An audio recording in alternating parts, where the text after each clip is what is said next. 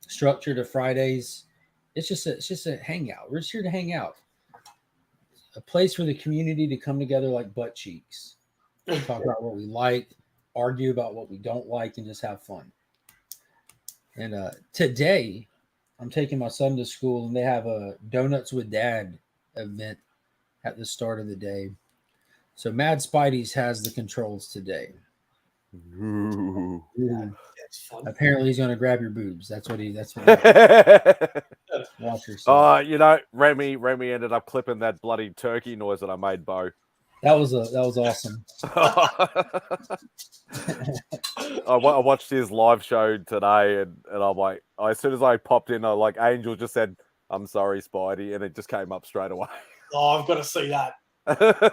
So real quick, we are starting the day with the Australian takeover here, and this is Bo's first time hanging out on the Friday chat. And in case anyone catches the rewind, I like people to plug stuff at the beginning of the show so that there's a better chance of them actually catching the plug. Tell people where they can find you and what you do, Bo. So we have our own channel called Aussieverse Comics and Collectors, where we do a live stream most Monday nights. And then we just do sporadic videos throughout the week of all comic stuff. If you do happen to go check out the channel and you are a subscriber, once we get to 400, we are going to be giving away a $100 Amazon gift card. So you may as well subscribe, try to get that, and then leave if you want. Or there's always a subscribe and just turn the notifications off so you can revisit at your own leisure. And if you don't like notifications, some people are a little OCD about notifications, and they turn all of their notifications on and off. Causes a lot of problems with the communication with the wife, but I just don't like my phone making noise. Yeah. The link is in the description, so go and sub up Aussieverse, anybody who has not. Right there. Thank you very much, guys. Hey, Dale. I like this Spidey having the control. So on Fridays, someone else always has control on my channel because I suck at paying attention to the chat and all that on Fridays for some reason. Yeah, fair enough. It means less work for yourself. You can just chill out. Well, I normally am up and down the whole time too. Like the kids are home and waking up, and there's just a lot going on. The dog pesters me. Well, yeah. So Friday, big week this week. We had the probably what I would consider the worst episode of She-Hulk come out. We had the new Andor series start. We had a brand new episode of Stargirl. Had a lot of good comics drop. Had the big event. I know Spidey's been waiting to hear this for days. The big event for AEW, the little Grand Slam thing. He is a huge wrestling fan. He won't talk about it on live stream, but he won't shut up about it in private chats. Are you a wrestling fan, Bo? Big time. You watch AEW? I watch about, let's see, there's Raw, there's SmackDown, there's AEW, Dynamite, Dark. It's probably about 8 hours a week. Yeah, I watch all of those except for the WWE ones. I watch Dynamite, Rampage, Dark. I was thinking, you look like Hangman Page. Is that intentional? I've just gotten out of the shower, so pardon the messy look. But Simon didn't give me much notice to make myself presentable either. Yeah, that's intentional. That's part of our strategy. My wife asked me about the wet hair look, how they all come out with wet hair. It's like, why do they do that? I'm like, because it looks cool as shit. There's no other reason. It looks cool. That's exactly right. That's why every time I get into a punch on, the first thing I do is just say, can you wait there for 5 minutes? I've got to go have a shower, come back. Appreciate that, Dale. Dale just subbed up to the Aussieverse. Oh, thank you so much. How far off are you, Bo, from the 400 mark? Oh, are you changing the topic there from wrestling already, Spidey? I think you're about 20 away. I reckon we could get that a bit closer tonight. You're super close. Even if you have to hop off, we'll definitely make sure you get there by the end of this stream. I tell you what, though, Vince McMahon retired about 3 weeks ago, and I didn't believe it at all because I'm convinced that Vince would never stop being a part of the wrestling until he dies. And as soon as he announced his retirement, WWE became watchable again, and it's actually good matches. And Triple H has rehired all these people that Vince fired, and it's actually been really cool. Yeah, and my good friend Becker there in the chat, like I grew up loving wrestling. Like WCW in the late 90s and through the 90s is still my favorite wrestling promotion era that's ever existed. And I watch like a lot of old stuff kind of regularly, you know. And just talking with Becker, he's like, try out this AEW. They've got this vibe, this feel that there's just something familiar about it, you know. And I went and looked, and I'm like, dude, Sting's there, Jericho's there. Like, I'm gonna go give it a peek. And I watched one episode of Rampage, even, you know, which isn't even like their premiere thing, but I watched one episode of Rampage. I'm like, dude, I think the first, no, it might not, it might have been Dynamite. The first match I saw was Darby Allin wrestle Jeff Hardy when he did the big jump off the ladder out of the ring onto this. I'm like, first off, I cringe watching that stuff. I think they're gonna die, but I'm like, I gotta see more. I've got to see more. It was nuts. It is pretty damn good, and they just keep hiring more and more and more, and it's just getting better and better. What does he say? It looks like Bray Wyatt is coming back to WWE, and they are doing it is amazing, and how they are doing it is amazing. Yeah, and Becker was somebody that told me about how WWE's Next, their version of Dark or whatever, how that had actually gotten to a point where it was like so good, like you had a hard time deciding which one you enjoyed more. They're like live events or that, because Triple H was in charge of it and really doing a good job putting together like this next roster of people. And then Vince came in and kind of dismantled it, whether it was intentional or unintentional, just being out of touch. The age gap finally hit him with like, you don't really, your line of thought isn't really lining up with your viewers' line of thought as much as it used to, kind of thing. But NXT can go, but he's always going to be, no matter what, he's always going to be the greatest wrestling promoter that has ever existed. No one will ever top what he has created and done. It's just undeniable. Well, he invented pay-per-views. Invented what? He invented pay-per-views. Pay-per-views. Oh wow, I didn't know that. Yeah, that was never a thing before Vince came up with that. Back for WrestleMania, I don't know, 5 or 6 or who knows what. I don't know which one yet. But yeah, man, you can tell that he's completely out of touch, because you have NXT, which was the greatest thing for ages to watch every week. And then as soon as he put his 2 cents in, it was crap. Return to that point, but luckily that got a lot of good talent over at AEW. You know, a lot of people that were mishandled or that like they didn't really see what they could have been, kind of thing.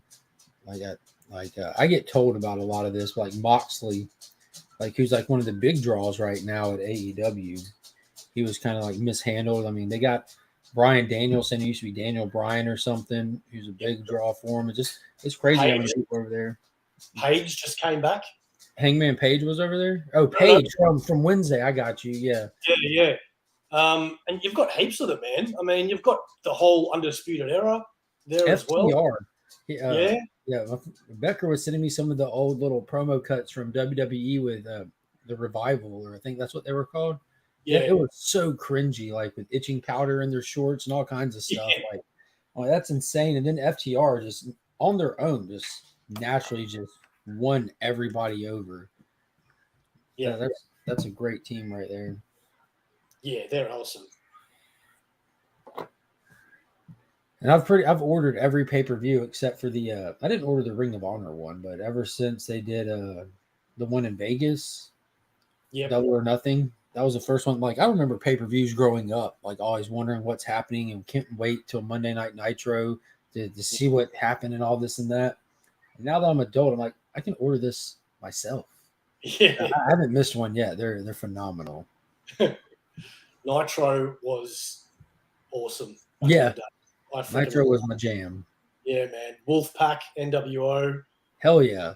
Yeah, Sting has always been my all-time favorite wrestler since back before the Crow gimmick, even, you know, like he's just that guy. I remember the day that he joined the Wolfpack. I lost my mind. Yeah, I know, right? So did I. I used to watch that religiously. Like, I would never miss an episode of Nitro. Mm-hmm. I was a big Goldberg fan. And, yes. I don't care the hate that he gets. I have no care. I watched him wrestle live here in Augusta. He wrestled Ming. I don't know if you remember Ming. Oh, Barbarian. So yeah. what they would do, like when they would come to places like Augusta, which isn't small, but it's not like we're going live in Augusta kind of thing. They would come to Augusta on their way to Atlanta, the bigger city in Georgia, and they would run a show, and then they would run the exact same show, with the same matches, the same outcomes in Atlanta as they're traveling through, just building up money as they're going to their big place that they're going to be live.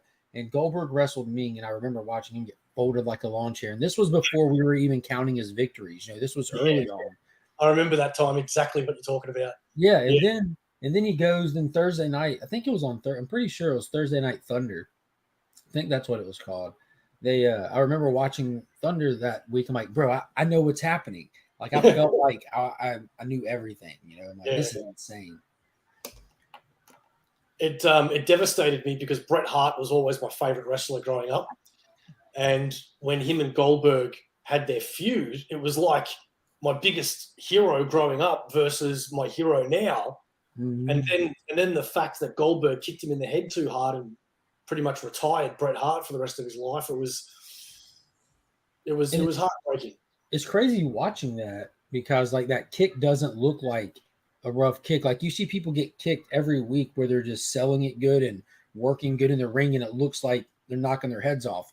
But that kick with Goldberg and Bret Hart did not look like it hit in a way that could actually cause the damage that it did, but it did. But a lot of times, man, when people are getting seriously injured, it doesn't look that bad. I remember when Seth Rollins buckle bombed Sting, and that was meant to have retired Sting. He couldn't. That's why he didn't wrestle for WWE anymore, because he was just wrecked after it. What about Droz back in the early? He's the one he got D'Lo broke him, right?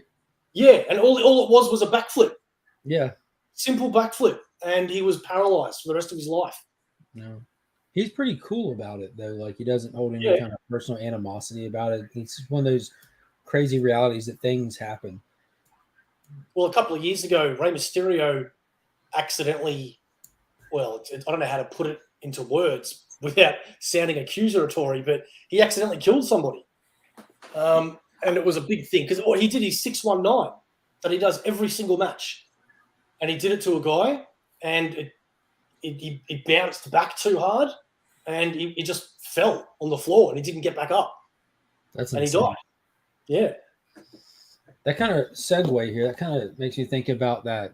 Are you reading Do a Powerbomb? I think you get stuff in collected volume, don't you? Yeah, I will. But I only found out about it about a week or so ago. Someone on our show mentioned it. Bro. It's probably like the best book that's come out all year long. But that every issue delivers like a moment where you're like, you just naturally react and you don't know how to process what just happened. It's fantastic. But the whole basis of the story is like built on the foundation of one of those in-ring mishaps. Right. It's rough. Who publishes it? Image. It's Daniel Warren Johnson's book, and it's coming out of Image Comics. Yeah, I'll definitely get that when it comes out. Daniel Warren Johnson does not miss, but some of his stuff is like it's out of this world. Like you can guarantee that all of it's worth picking up, spending money on, and suggesting to your friends to read it as well. But stuff like Murder Falcon and this is going to be one that's going to be hard to keep it in the PC because you want to hand it to somebody who doesn't have it. Like, just take mine, read it. One of the few things Mark and I can agree on is the beauty of Do a Powerbomb and hashtag Team Jacob all day, baby. Jurassic League was a miss for me. That's not Daniel Warren Johnson at all. They're garnering sales on the back of his name, and it's just that simple. I can't wait to read that Jurassic League when it comes out.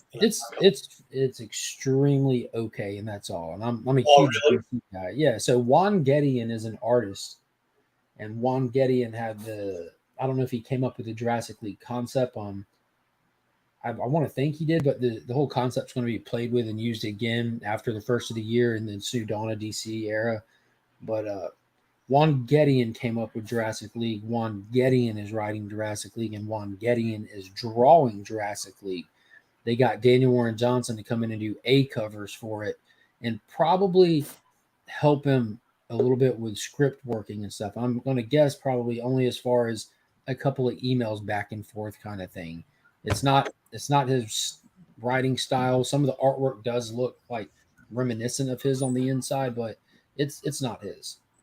And I'm not saying that to protect him. I'm saying that for one, like Juan Gideon should be getting credit for his body of work, but he's an unproven name. You know, you can put Daniel Warren Johnson's name on something like that and like, oh, this makes sense. Dinosaurs.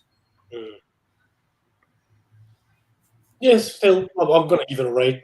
Yeah, I'm still picking it up. I'm enjoying it. But I don't want to tell him, like, if you're expecting Daniel Warren Johnson level, that's misplaced expectations. Yeah, fair enough. Ah, there it is. Sorry, Becker, we had to wait on your picture to pop up. Well, I tell you, man, you get Spidey talking about wrestling, and that gets me to show up. Can't shut him up. Like, and we have to be cautious about the wrestling talk today because he does have the controls today. Why? Boot him, Spidey. Boot him. Kick him off his own channel. Bro, introductions here on the bottom there. That's Alan with the beard, and that's Beckerman. This is the guy that single-handedly got me back into wrestling, and now I get to spend evenings sitting on my couch with my 2-year-old daughter crawled up in my arm, just laying there, rubbing the back of my hand like she does while we watch grown men beat each other up. Like, it's funny that Finn really doesn't care one way or another. He could take it or leave it. But Monkey, that's my little road dog when it comes to wrestling. Like, the wife and me put everyone to bed. She goes and lays down. Within minutes, Monkey's walking out to crawl up in my lap to just lay there and watch it with me. I'm like, yes. That's awesome, man. It is. It really is. I love it. I love it. Just a little segue. Have you got it yet, Becca? No, it's not here yet. It's still not But here. I ordered some more art too. I got a Joe Staten head sketch of Huntress, and 4C did a live fundraiser for the Cartoonist Institute. I've been trying to support that every chance I get. Yeah, I was able to meet him at Heroes this year. Yeah, I met him several years ago. Cool cat. I had him sign some Hulk books. But anyway, Spidey, go on. Tell me more about wrestling. Blah, blah, blah, blah, blah, blah. Yeah, Body I slam. thought Jurassic That's League a was great gonna be a point. little lighthearted too, but it's definitely not. There's a whole like a whole location in that book that looks like the Creepers lair from Jeepers Creepers, which is bodies built into the wall. Jeepers Creepers. That new one just came out, I think, yesterday. I haven't seen but the first two. I think they made this is the new one's like the fourth one they made, I believe. Yeah, you don't want to see the third one. All right, and I'm going to take a minute here to address Alan because I got to come on Mark's channel to see this guy. There he is. Bro.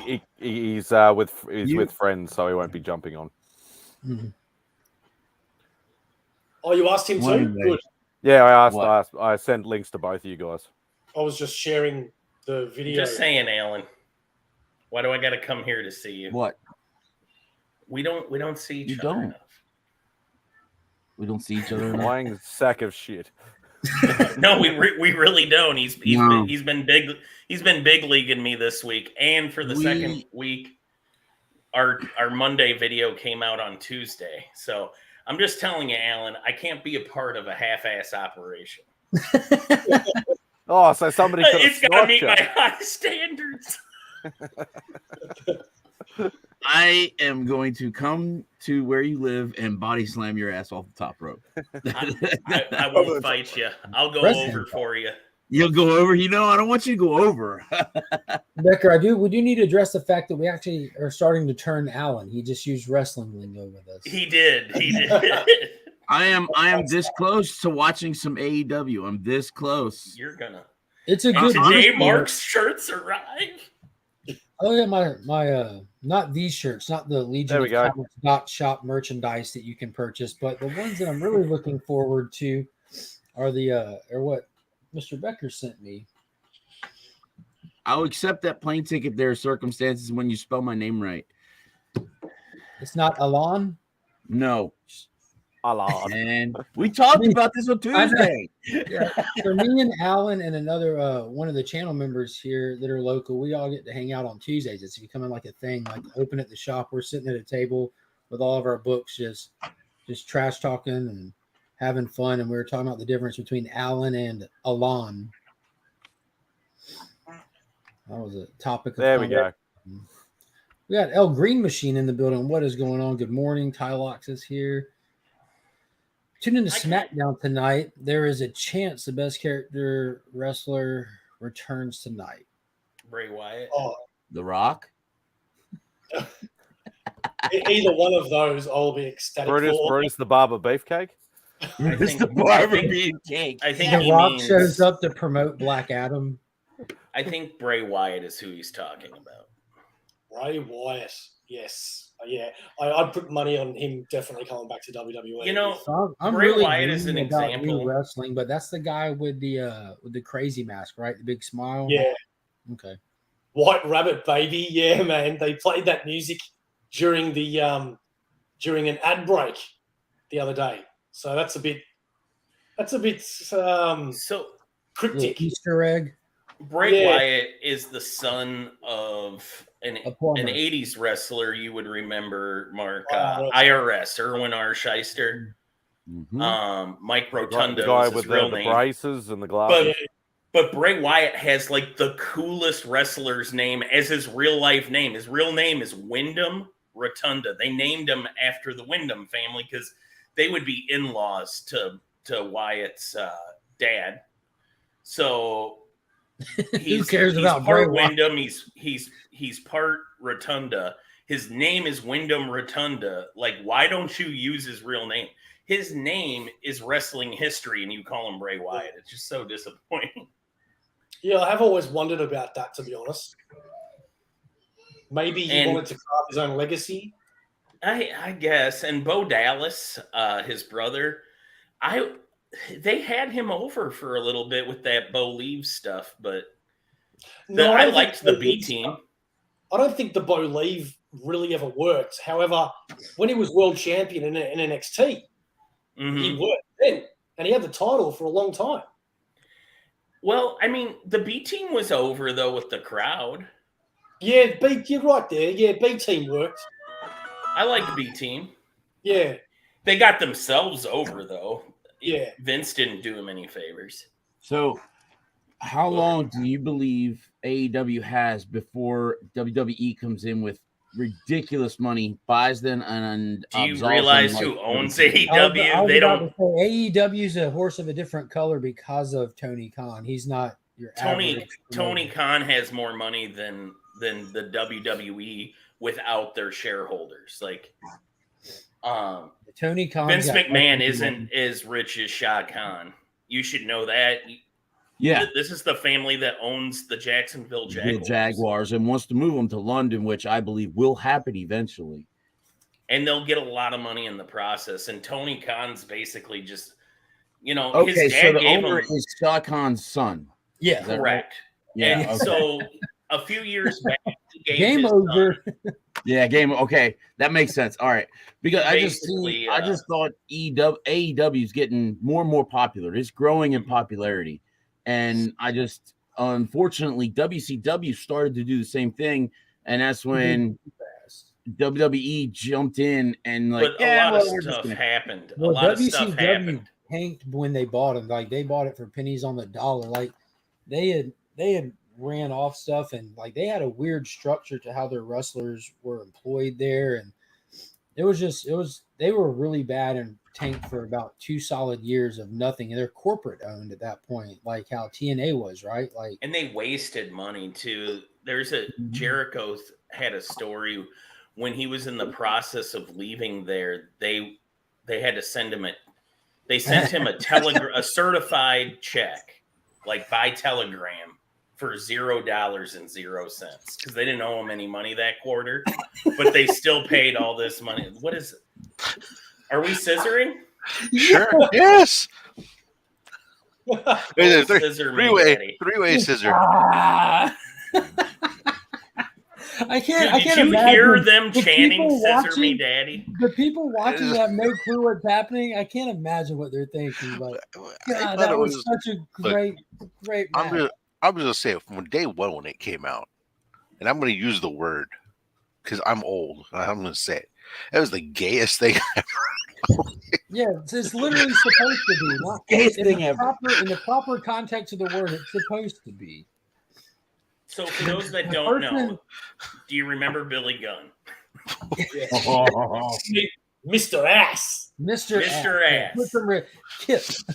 So, Billy Gunn's sons were in a tag team. He ends up as a manager of a rival tag team that are the good guys, the Acclaimed. Yeah. And now they're good guys.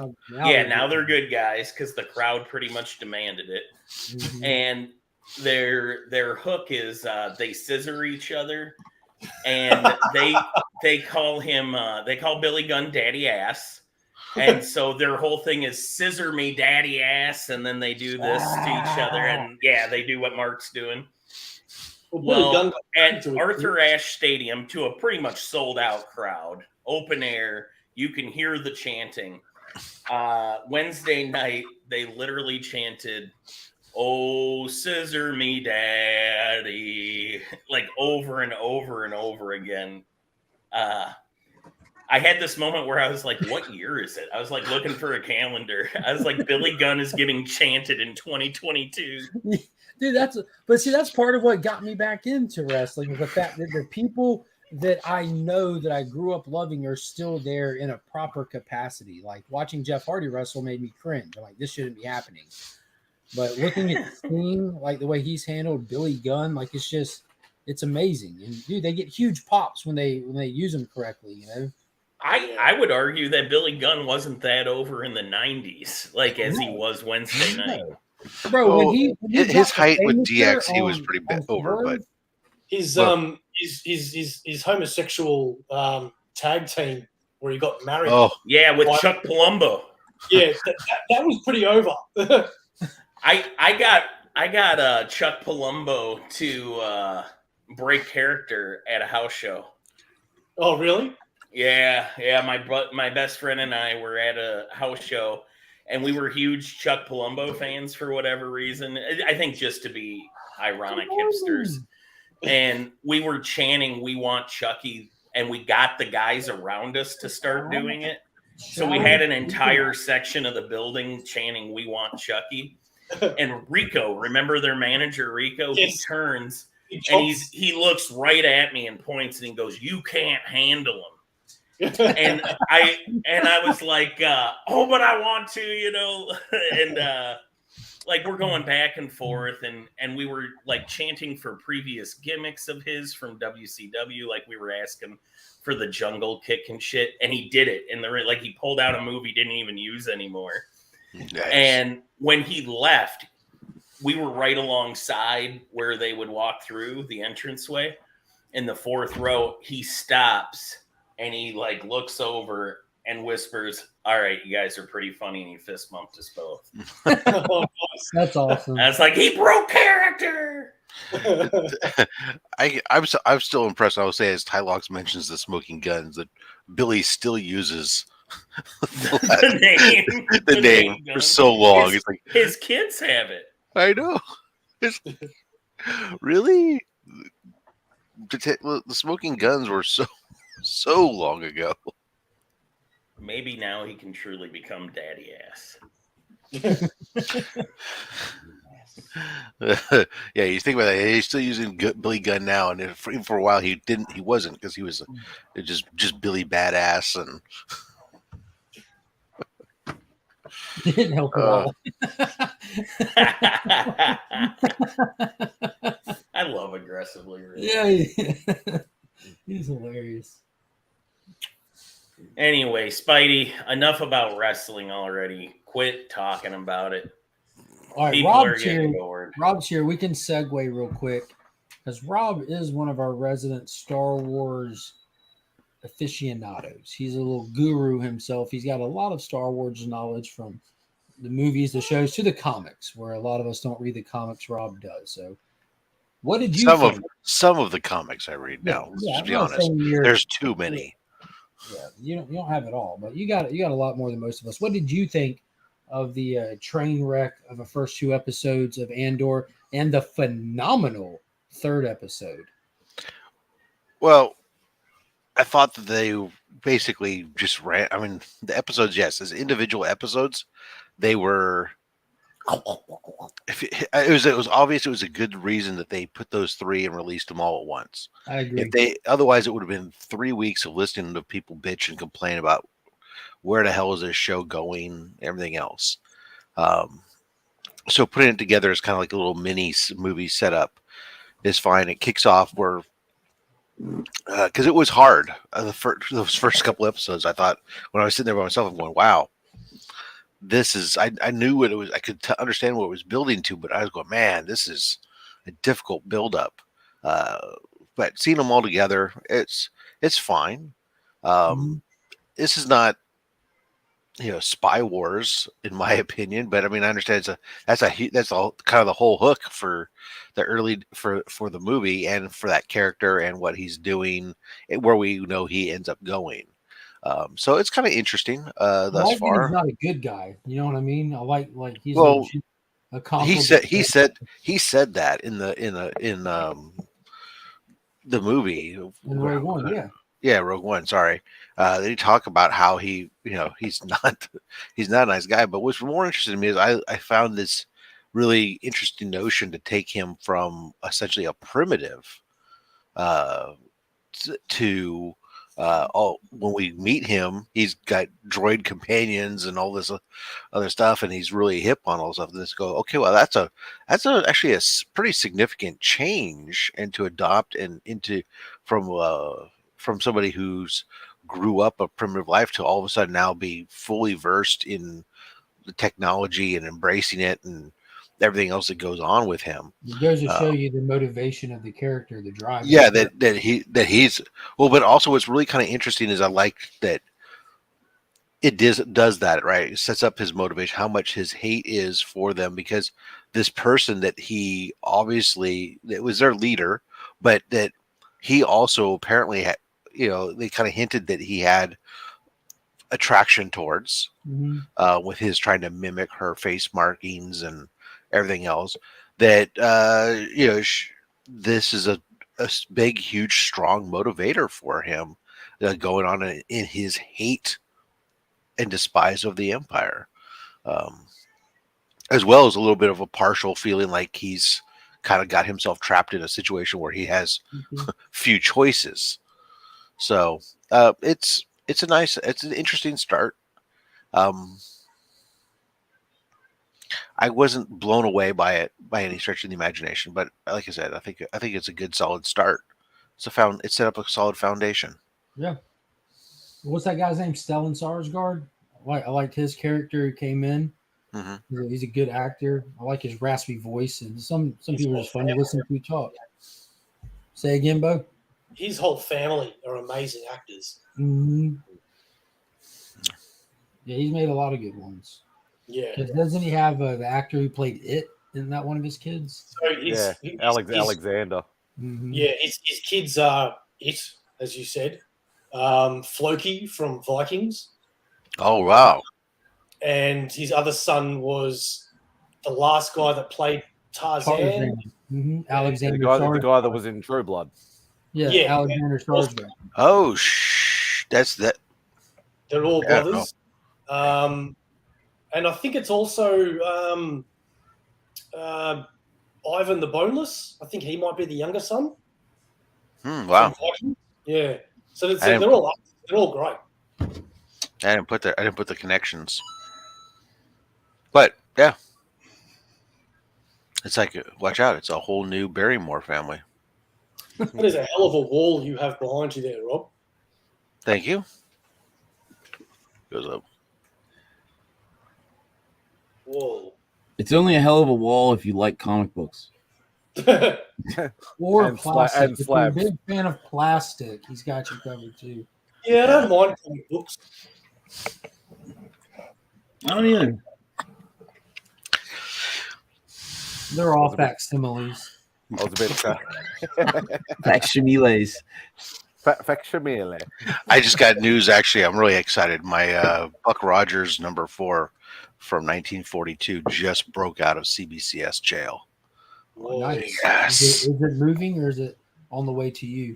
It's in transit. If I read the email correctly. That's something I can't believe they never bothered rebooting. Not that I'm saying I particularly want it, but with all the reboots and everything that they've done, I'm really surprised they haven't done Buck Rogers. In this day and age. True story. Yeah, that's a great point, Bo.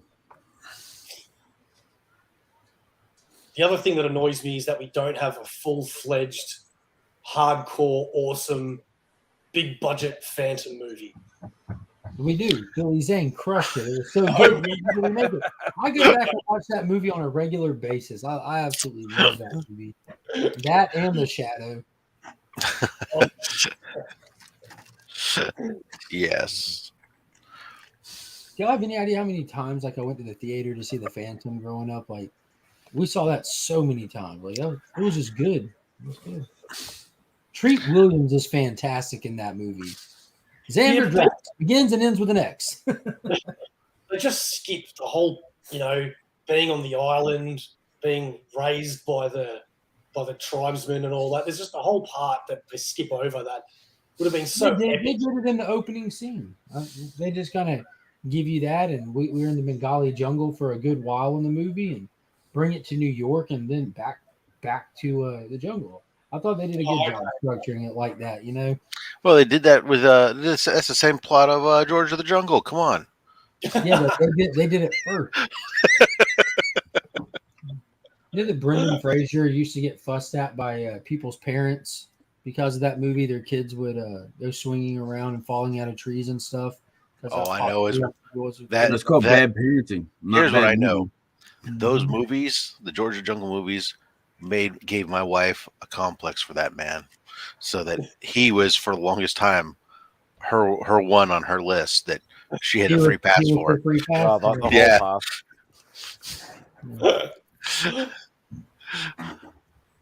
Not as much anymore, but I was about to say show her his new movie, The Whale. This what you like. Well, I don't know. Maybe he still is, because I'm not exactly the same man I was when we started dating. All his barbecues taking. I didn't always start off as a fat man with a fat stack of comics. It's more like Rob Slim Stacks. Actually, let's be honest. My shoulders were always this big. I was never a small child. But at least I looked like I was a bouncer instead of a speed bump. Did any of y'all watch the new She-Hulk? Did. Yeah, I just watched it before this coming here. Yeah, see, you got to do your homework before you come on this show, huh? I stay up late. That's why I'm late showing up here. I fall asleep. Do we spoilers or do we not? Because I'll tell you, 4:30 in the morning mark is really difficult for me to turn off the alarm on my phone and not just fall back to sleep.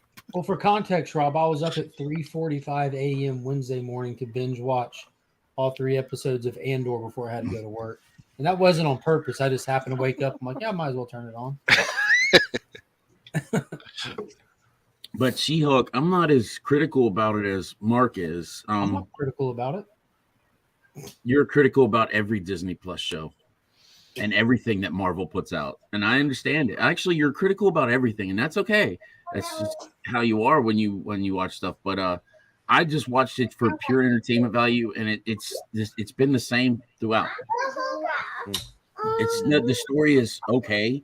The acting is okay, actually better than okay.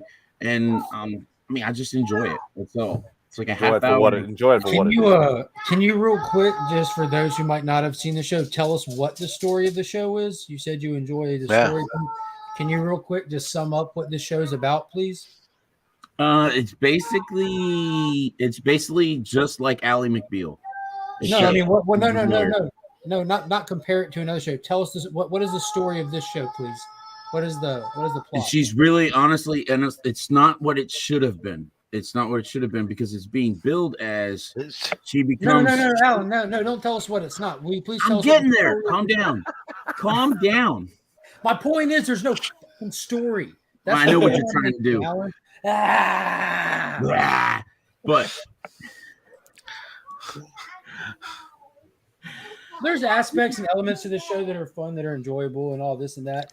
My whole thing is, and if you notice what I'm critical about with pretty much everything, is I always go to the story. I'm a story hound, you know, and there's no story to this. And if you want to get into it, what this show will be remembered as, and I can tell you now, is that D plot. It's a trap. It's literally a D plot. Like we got introduced to the guy at the speed dating thing, you know. Then we saw him again in the office, and we had the hobo wrecking crew show up for that one scene after her blood. The show's going to be about a woman who gets the Hulk's powers, who people come for her powers, and she has to fight them off. But you don't know that yet because they don't know how to tell the story to save their life. They're too I know that. Like I knew that. Like, yeah. When at the end of the scene, when they tried to attack her and take her blood, and he said, like, the boss ain't going to be happy. Like that's it. So that's gonna come back.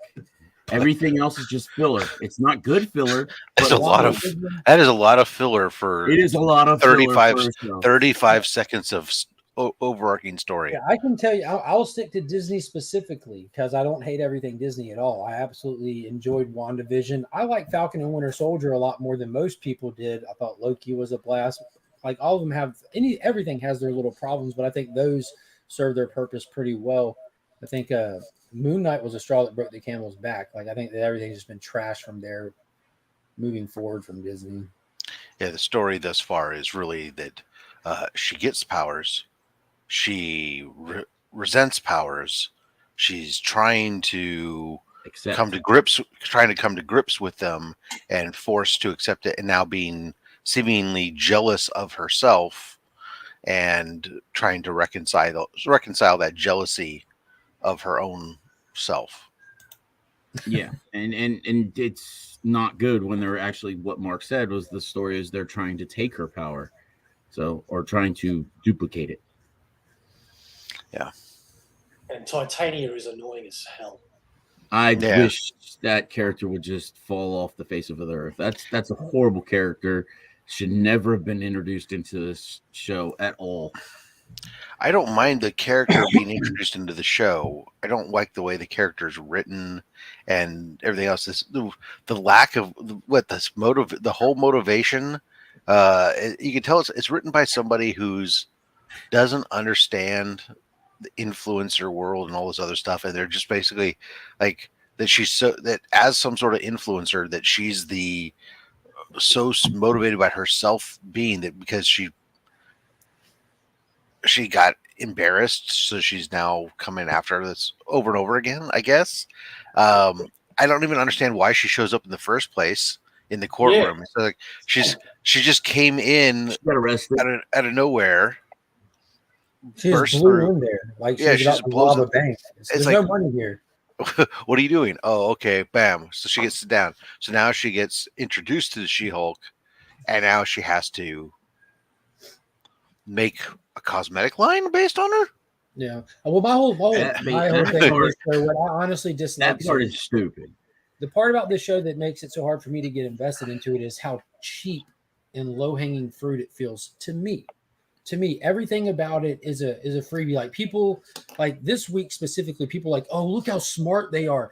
They held a mirror up to the viewers. There's a whole website of angry people. I'm like, bro, that's not them being smart. They wrote this before people started their reviews on it. Yeah, it's not like they did that in the Batman. That exact thing was in this issue of World's Finest. That's low-hanging fruit. Complaining about people complaining about you is in every form of media, and we read it and watch it all the time. That's not them being smart. That's another white girl wasted moment where you're just taking an easy element, an easy avenue. That's like if people raved about this show, it wouldn't have, like they just got lucky. And it's not even lucky. It's a thing. People are giving that so much credit that's not due. That's y'all just want this to be something that it's not. Wow, he just changed. That was kind of cool. But yeah, it's not as good as what it should be. I will say that. So, I mean, but I'm not hating it. I don't hate it. So at least we know that Alan knows that it shouldn't be crap. So here's the deal. I was getting ready, and I'm going to tag in for my buddy Alan. I would like to describe this show in 30 seconds. Mark, put a timer up. Got it. Go. Okay, so a young girl named Courtney moves to Blue Valley, Nebraska. She finds her stepdad's not her stepdad. She finds out her stepdad was a sidekick to the JSA. She finds the cosmic rod. She becomes Stargirl, and then she reassembles the JSA to fight an oncoming group of villains down the pipeline and solve some mysteries that spring up in her life. There, done. What he just described is the only show worth watching that's dropping right now that's superhero. Oh, I thought that's what we were doing. Oh, She-Hulk. Yeah, that's trash. Watch Stargirl. Boom. Ooh, from the And he leaves. all I know is from the top I rope can do this all day. comes the man I would never expect a moonsault from, but he turns it into a triple Lundy. It was like From the Vader top doing his first moonsault. It was like, what the heck just No, happened? Forget that. He went straight triple Lundy, baby. It's actually the triple Lindy. Oh, Lindy, yeah. well, you couldn't have the exact same thing that's copyright. Oh no, me and Rodney Dangerfield go way back. No, well, you do get respect. I'm impressed. Yeah. No respect. No respect. Well, there you are. But yeah, I'll tell you, I watched a great superhero show as I was trying to fall asleep last night. I put on some Batman 66, baby. Still holds up. Back to School was such a great movie. Has anyone seen that new one with Owen Wilson on Paramount? No. Don't know Is what this I'm a talking TV about? show? No, it's a movie where he's a superhero and his kids find out and then they grab all his weapons and everything. I don't know if it's a kid's movie or not, but the Is trailer it Drill looked Bit okay. Taylor too? Never heard of it. Yeah, it's a new one. What's it called? He doesn't know. Let me look it up. One sec. Mad Spidey goes to Somerville. Nice. Mark gets a lot of movie references. I once made a Sky High reference and he caught it. Bus driver. Ron Wilson, not a bus driver. Nice. That was a fun movie. Yeah, I gotta go get my coffee. I ran a movie store for 4 years. And Headquarters. I didn't get that job because I applied for it. I was asked to work there because I was a efficient customer. Efficient. Well, you know, Mark Alan, you know is how our I am. Randall.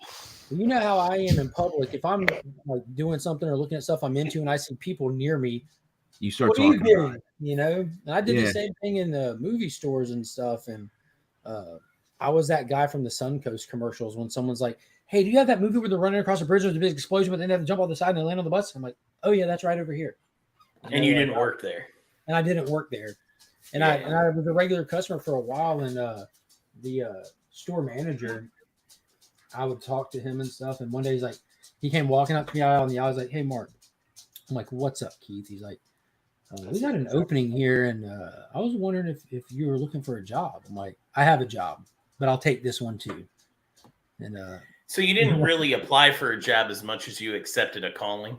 that's what I'm saying. I accepted a call, and within like 3 months, I had a key to the store. Within 8 months, Keith had moved to North Carolina, and I took over the store, and I ran it until it was bought out by a different company. Only Like the Mark can do that. the whole movie stop business got bought out by Hastings. Like Movie Stop, when I started there, was a sister corporation of GameStop, and then they completely separated and became separate entities altogether. And then Hastings bought all of the movie stops nationwide and ended up liquidating the stores. What are you noticing for, creep? My eyes are up here. So you go back. I don't know if yeah. Mark really is our own Randall Graves, if you think about it. You sit there and he's doing. He knows all these movie references up the wazoo, but he's critical about everybody everything that he sees. And you know that one day the man could die of a heart attack or nearly die of a heart attack and decide he wants to make his own comic book TV show or superhero movie. Wait, Mark's going to die of a heart attack? Get your own thing, dude. I've Almost already die. called dibs. Almost die. Didn't you? Oh, no, I guess Clerks 3 is not widely distributed. Damn it, yet, Mark. I'm sorry, guys. It's all right. Have any of you guys seen Clerks 3? Robert asked Bo if it's the movie from Paramount Plus. It is. Yeah. And I just looked it up. It's called Secret Headquarters. Secret Headquarters. That's like the one streaming service I don't have. Like the one in Beaconsfield, Bo? Did anybody watch The Samaritan? Oh yeah. Yeah. See, like I'm super critical of stuff, but I enjoyed that. Like it definitely had its I faults. enjoyed that a lot. I thought it was awesome. You keep calling me the good guy. I'm like, okay. Okay. Yeah, I had an inkling in the beginning that he wasn't the good guy. Bro, I knew it the second he pulled his shirt off when he was changing, and you see all the scars on his back. I'm Yeah. like, bro, that's Oh, nemesis. you talk about the Stallone movie? Yeah, Mhm. Yeah, I really dug that. yeah, that was Huh. badass. I'll have to As watch it. much as people give Mark shit for being really critical, he watches everything. So if he was really like this down in the dumps dude or this downer, he wouldn't watch as much content as he does. He watches everything. He just calls it as he sees it. Yeah. Yeah, no, that's fair.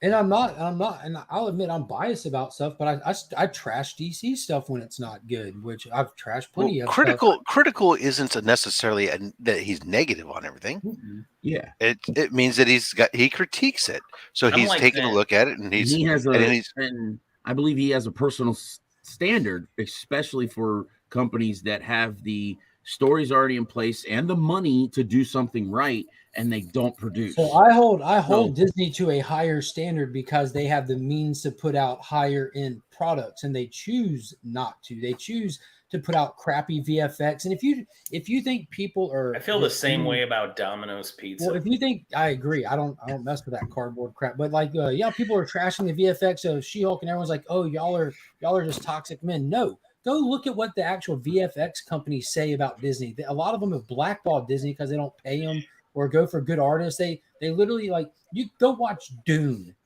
Go watch Dune from Legendary and Warner Brothers, and you know the state of that company. And then go watch Endgame, the best they got. You're gonna be like, dude, Endgame looks like a fucking cartoon. made by the government. Lowest bidder. Yeah. It's good enough for Disney work. All right, let's go. That is kind of sad how Disney has.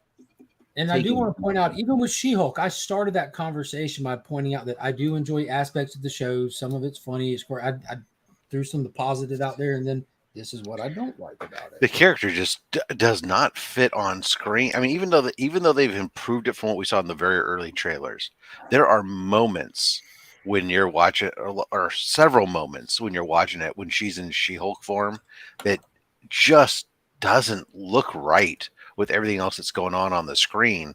Mhm. Compared to you don't see that. I mean, granted, it's TV budget versus movie budget, but it just seems like there's got to be a better way. Yeah, but Marvel's TV budget should be higher than Warner Brothers movie not a budget. TV Honestly, budget, it's a let's be streaming real. budget. There is a difference. I get what you're saying, TV, but it's still a streaming budget, which it's not like what you see on. Not everybody's doing Amazon budgets here, okay? You shouldn't expect like a. They got more money than Amazon. A movie or streaming budget on something like Stargirl, which is a TV property. This is a network property versus a streaming property. Yeah, but the budget shouldn't make a difference anyway, because when they first announced these Marvel TV shows, the big selling point of it was that the budget is going to be the same as your normal Marvel. Yep. Hmm. They're supposed to be doing something new and this and that, but in that defense too, if the budget is warming that up to high, it. but you're doing 3 times the content,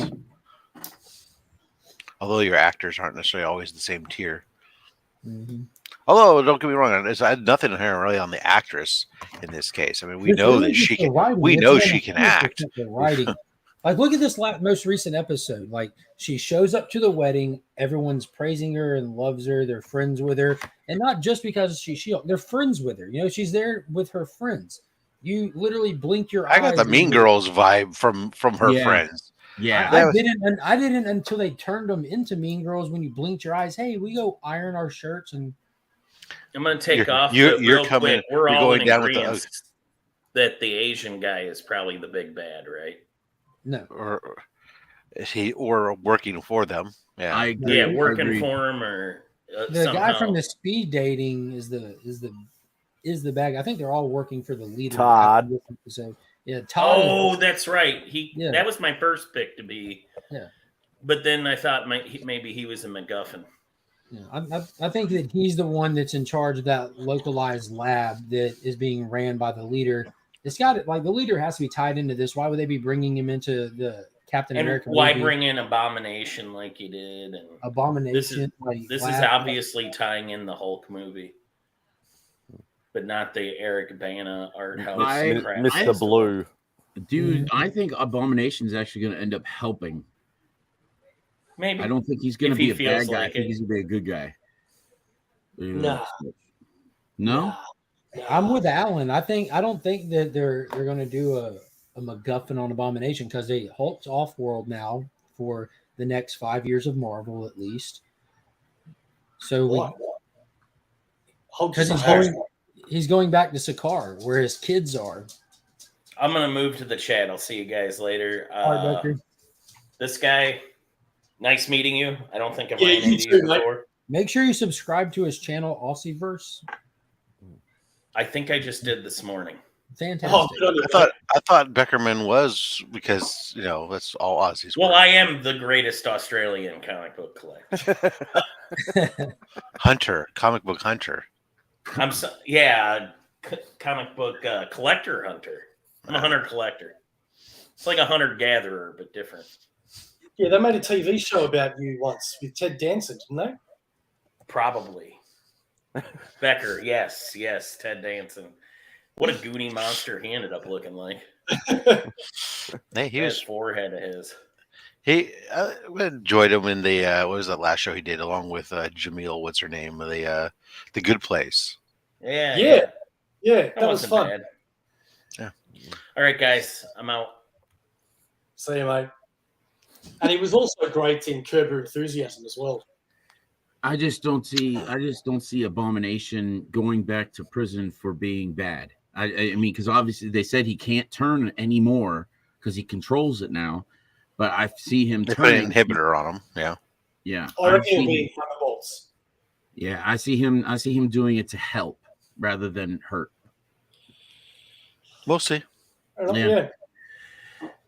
Well, I mean, if you like, I did like the explanation that they provided, and if they do go that route, I like the explanation they provided from Emil Bronsky on the whole concept of he thought he was doing, he was a soldier, he's doing what he was told to do, he's following who he told the threat was, and all this other stuff, and so he's a victim in the whole scenario, right? Which was a nice way to kind of spin it all.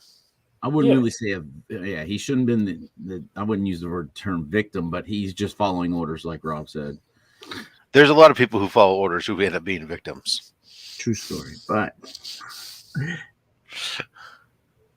manipulated punishment good, but that's the lamest. All right. It is, but that's Hulk. As long as nobody turns into a starship, you'll be fine, DJ. All right. Well, I guess I gotta get to work. See y'all later, guys. Flame out of here. Nice to meet you, Bill. Spidey, you need to send me an invoice. Yeah, I've been sick all week and trying to get over it and stuff like that. And Beck's like, we need to send Rob's stuff out. I've got stuff sitting here waiting to chuck into that pile. We got to send that out. Right. I'm like, yeah, I know. So at least Bex is advocating for me. Thanks. Yeah. So, but it's hard too because the last 2 days have been public holidays. So we had this new public holiday, we'll say, on yesterday, Thursday, in memory of the Queen, obviously being part Oh of yeah. It was Commonwealth yeah, and whatever. one-off holiday. Yeah. Yeah. So, and then today was our state only holiday, which is a stupid holiday. But you'll take it. Yeah, we'll take it because it's time off, and I needed to rest anyway to try and get rid of this bloody cold.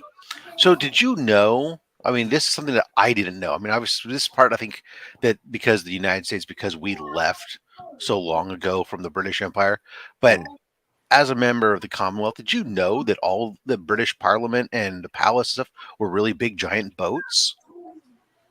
Giant boats. Yeah, when I'm watching all the coverage, they kept saying that they lowered all the flags to half mast. That means they had to be ships, because only ships have masts, right? On land, you put your flagpole to half staff. So every single one of these people, it's their language. They're the ones who made the rules that if we just call it half mast. Yeah. Half mast is for on a ship only. That's what they say it over here. So, well, they say it wrong. Do you have masts? Do you guys raise sails on those? Just flags. Yeah, no, that's a flag staff, not a mast. A ship has a mast. Everything's back to front.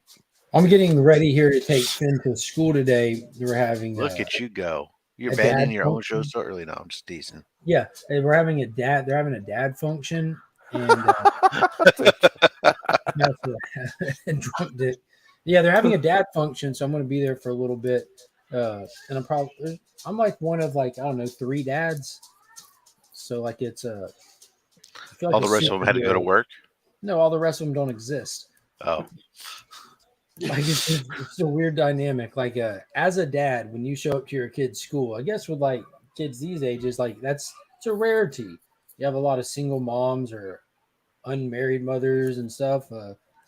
But yeah, there's just not a lot of dads. All of them have a mom. It's kind of weird. There's no. So you live in like the single mum capital of US or something. Yeah. It's just weird. Never really thought about it or anything, but just showing up. It wasn't like that with my kid when we were going to their stuff. It wasn't like that when I was growing up.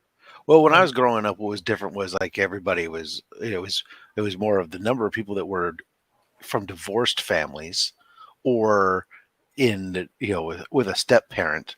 That was significantly high. I remember because it was really odd being, I was a part of a minority where it was still both my original parents were together. But I know that there's more singles than there used to be, but at least for me, our experience was and it may have been just because the school that our kids were going to was a little bit different. That didn't really see that. Yeah, this is a private school. Well, you would think then. Yeah.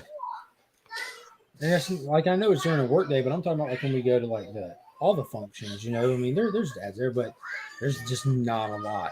Like enough that it caught my attention. Like every time I go, I'm like, where are the rest of the dads? Where are they? They're at the bar down the street. Yeah, they're somewhere. They're not there. Because when we say like private school over here, like we would automatically assume a single mother, unless she's really well off, could not afford to send their kids to a private school. Exactly. Because they're really expensive over here. I'm assuming it'd be they are the same over there. Yeah. But my kids didn't go to a private school though. They went to a public school, but it was a one-off. Well, most of the public schools are just like you're in this geographic area, so you go to this one school type thing. Yeah, they had like that a bit too. Yeah, that's generally how it is. But within our district, there were 2 schools that was they were open. They called them open schools, which means you could be anywhere within the school district, and you could petition to go to that school. And basically, there was a lottery to get in. And one of those schools was a very regimented reading, writing, arithmetic type school, which was very popular amongst a certain hardcore education group demographic. And then there was the school my kids went to, which was an open education school, which was a parent participation. You had to work in a class. You had to work in a classroom like 4 hours a week.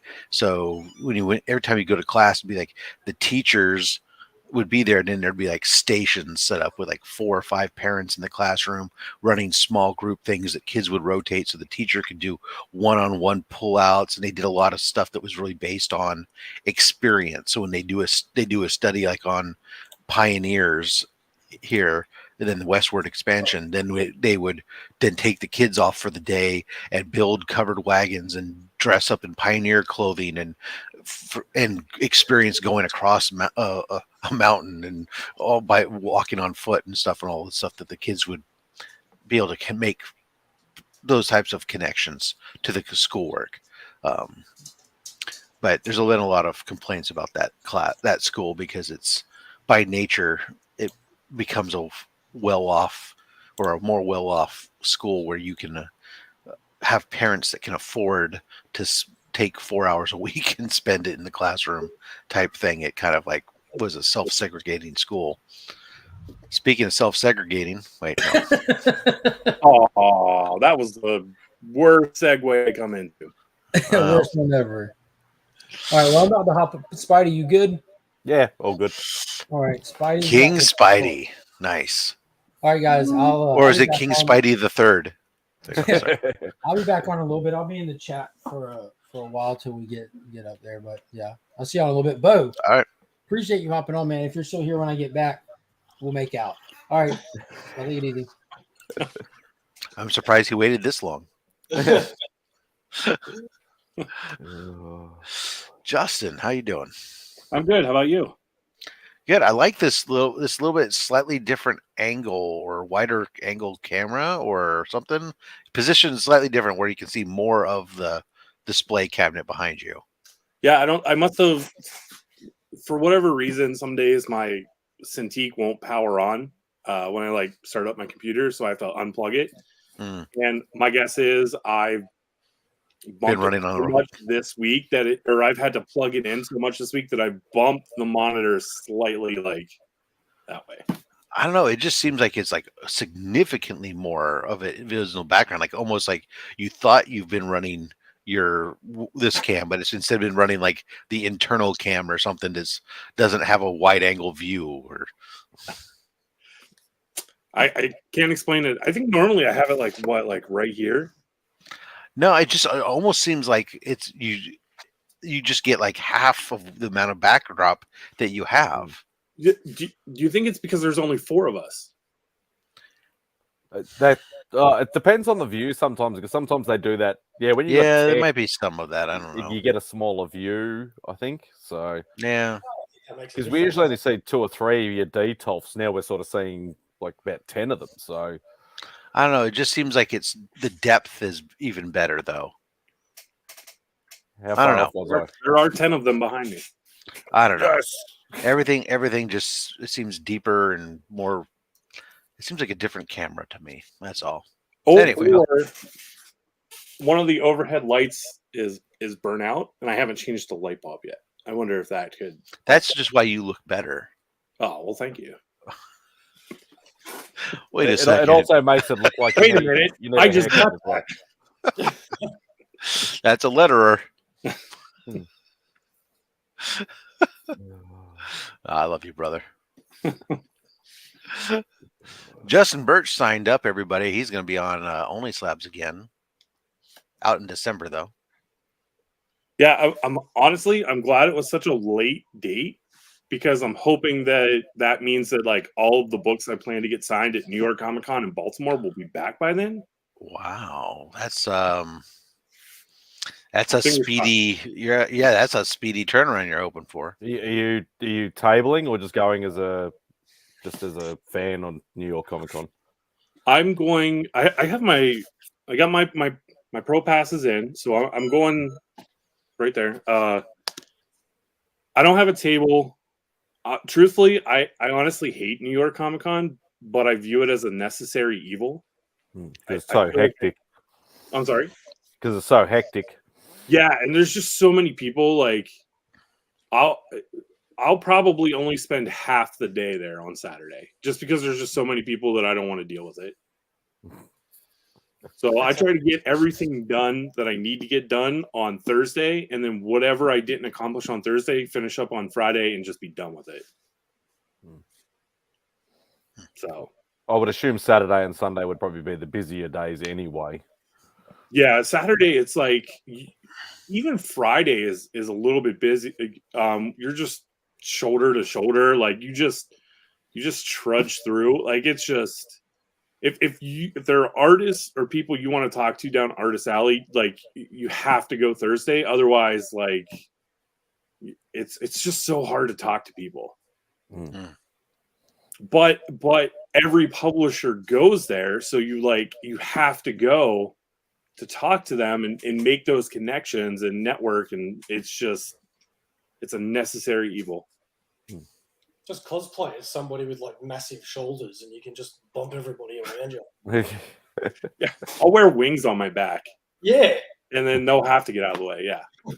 Or just get one of those big ass Costco like shopping trolleys or whatever like that, and just shove through people with that. Yeah, I'll take a baby stroller and not put a baby in it. Just put like bricks. Put bricks. Yeah, I was gonna say just like 5-pound bags of sugar or something in there and push it through. Or, and hear me out on this, a 5-gallon jug of whiskey with an elaborate straw system that goes straight up. Yeah. But it has to be just a plain brown jug that says XXX on it. And hey, there have been weirder cosplays. Hey, Maggie. Yeah. And then when somebody realizes what it is, you just go, "Oh my God, where's my baby?" Wait, the whiskey was supposed to stay in the car.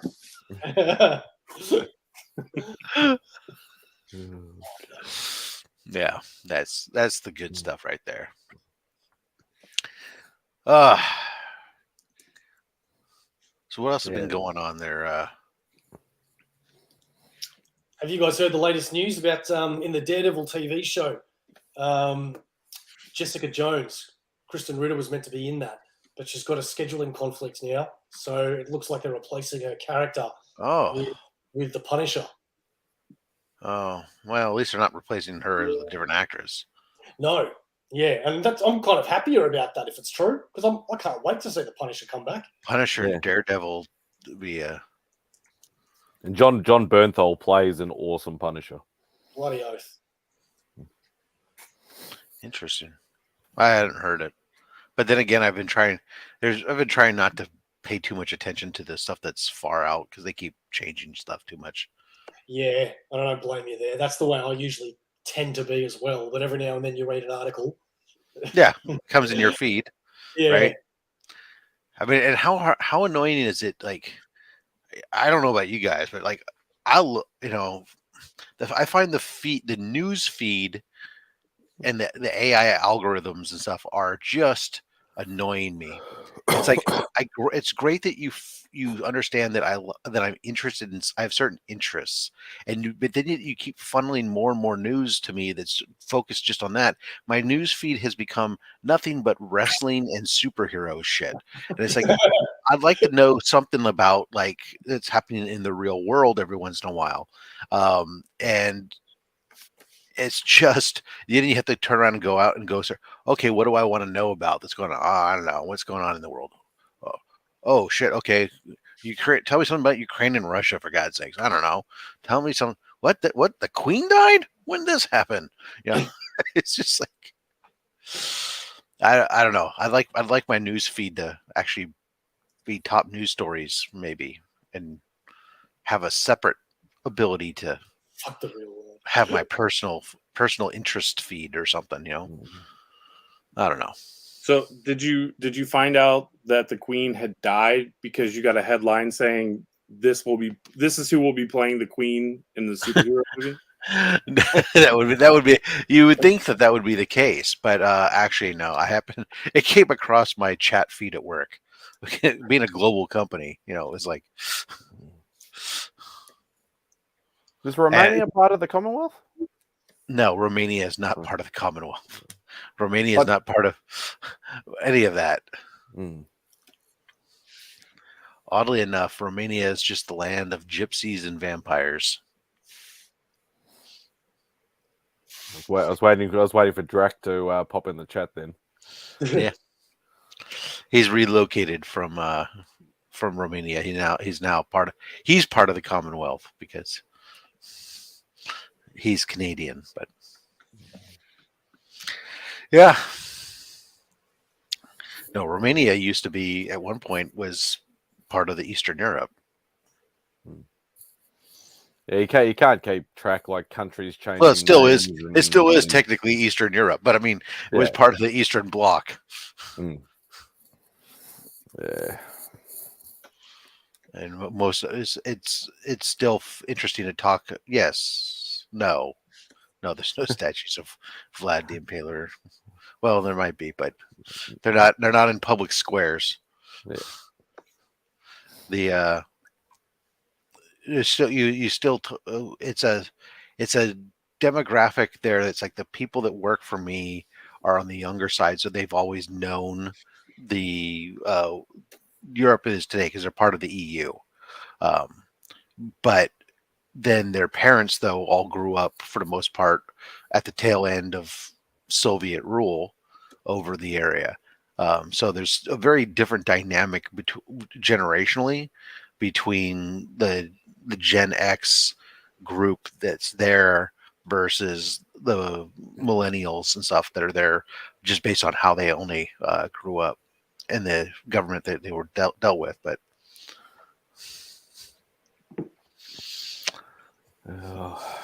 come on, Joe, you got to hop on. There's 2 Aussies on the panel now. You got to tell Bo about your hookers and heroin. Yeah. Hookers and heroin under an underpass. Yes. You mean Friday nights? Yeah.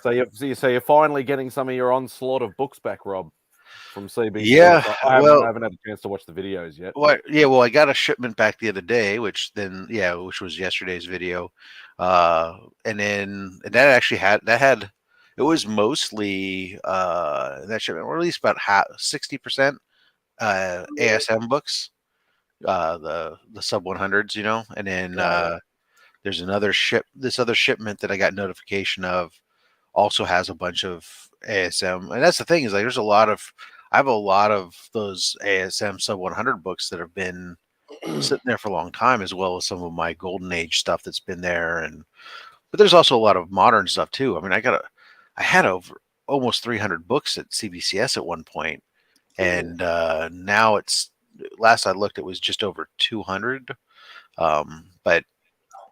So it might be dropping down to the 100s here pretty soon. That'll be nice because the stuff's just been jammed up there, not moving whatsoever.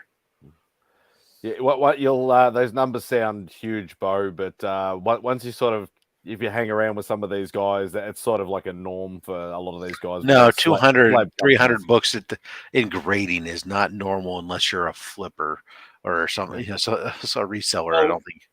I'm just checking my CLZ because I'm a big collected editions guy. I've got a million omnibuses and hardcover, blah blah blah. So my slabs, I've got 32 slabs in total. So you have enough to be on only slabs. Maybe. That's my whole collection of slabs. If you want to get up at 4 o'clock in the morning, on a Sunday.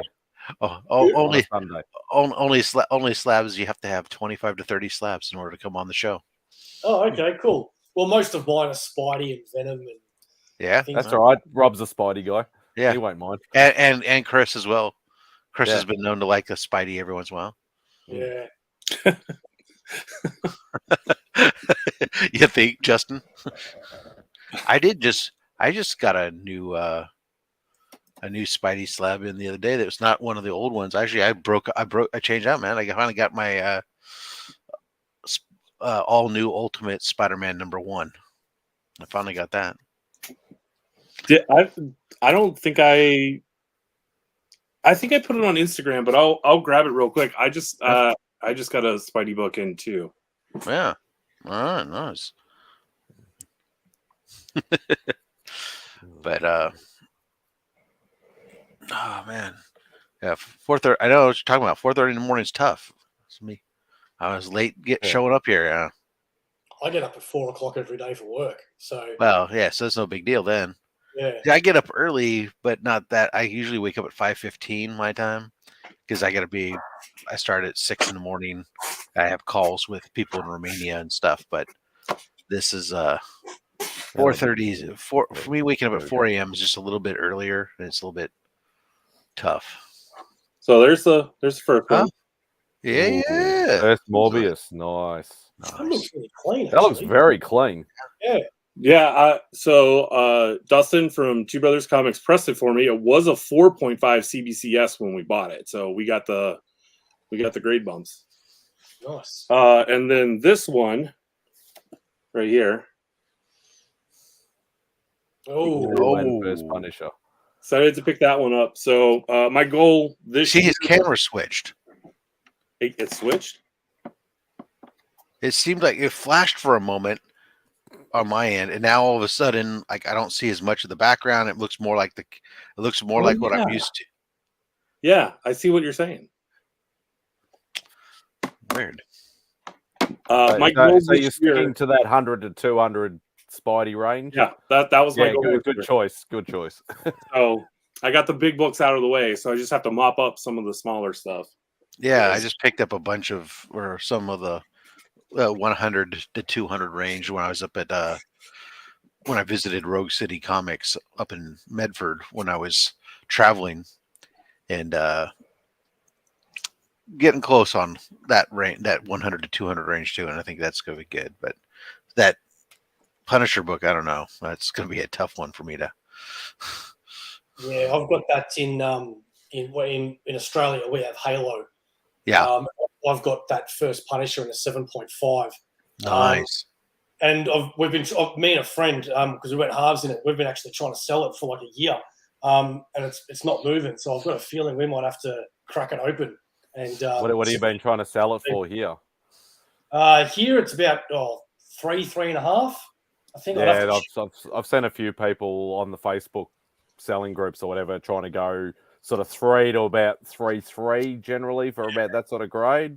Yeah. Rob would be able to check FMV because I can see that's what he's doing now. Well, the other one that's not selling is, and this is CGC, is Amazing Spider-Man 300, 9.6 Australian price variant. Ooh. Yeah, well, Australian price variant's not a thing.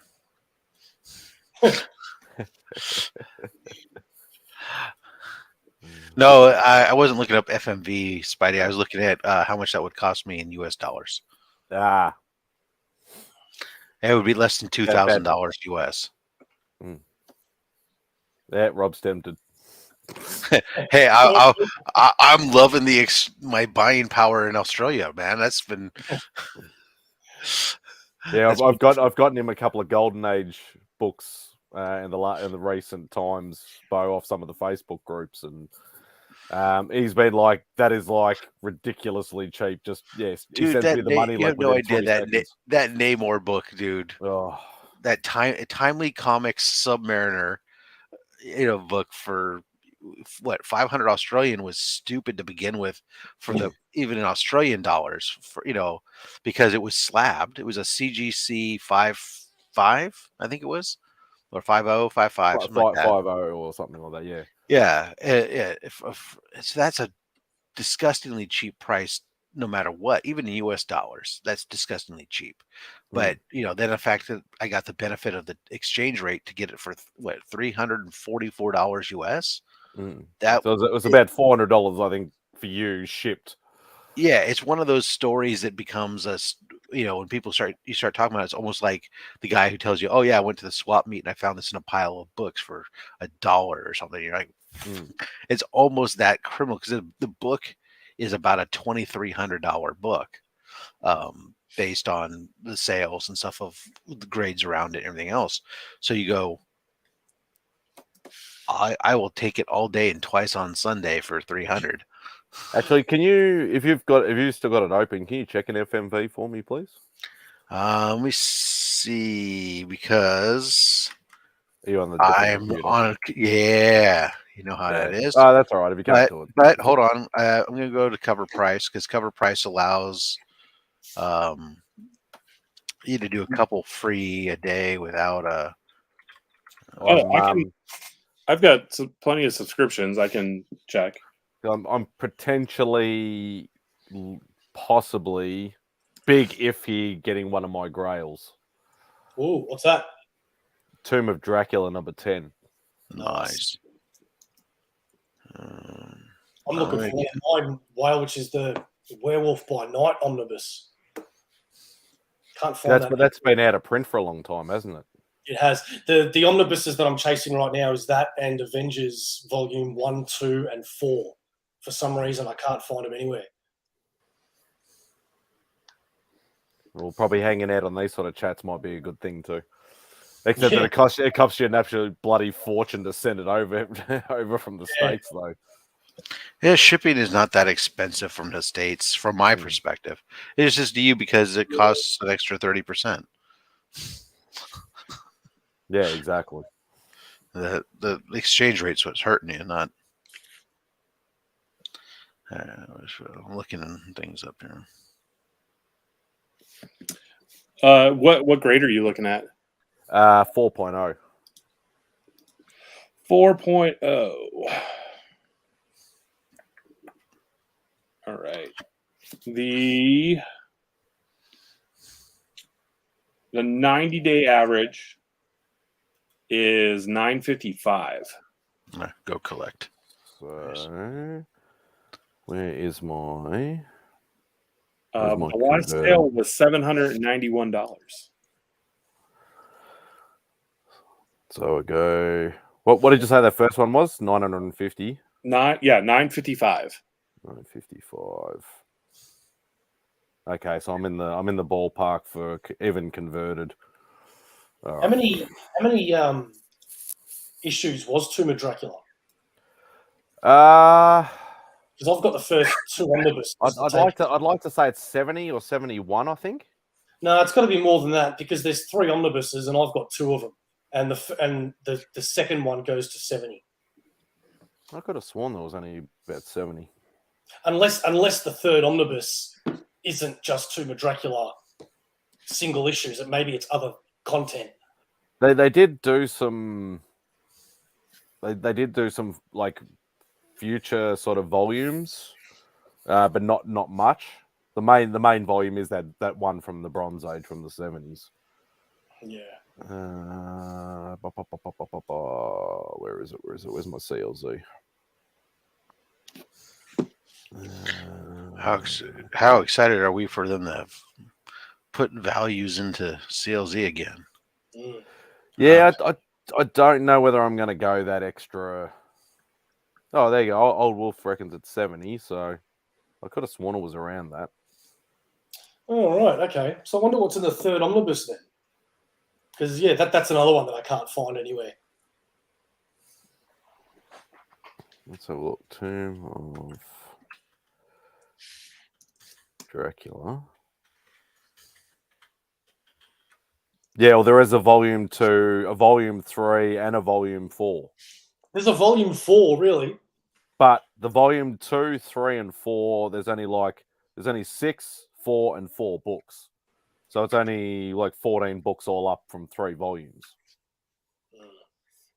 So I would say that the third omnibus must be a very, very thin one.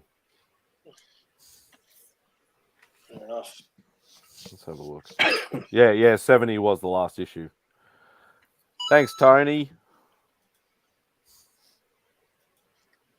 Yeah, I think it's an extra couple of bucks a month on top of you already paying in CLZ if you want to get so the deal is obviously CLZ used to do pricing before. It was tied to Go Collect previously, and then that API, that was an old API that wasn't maintained.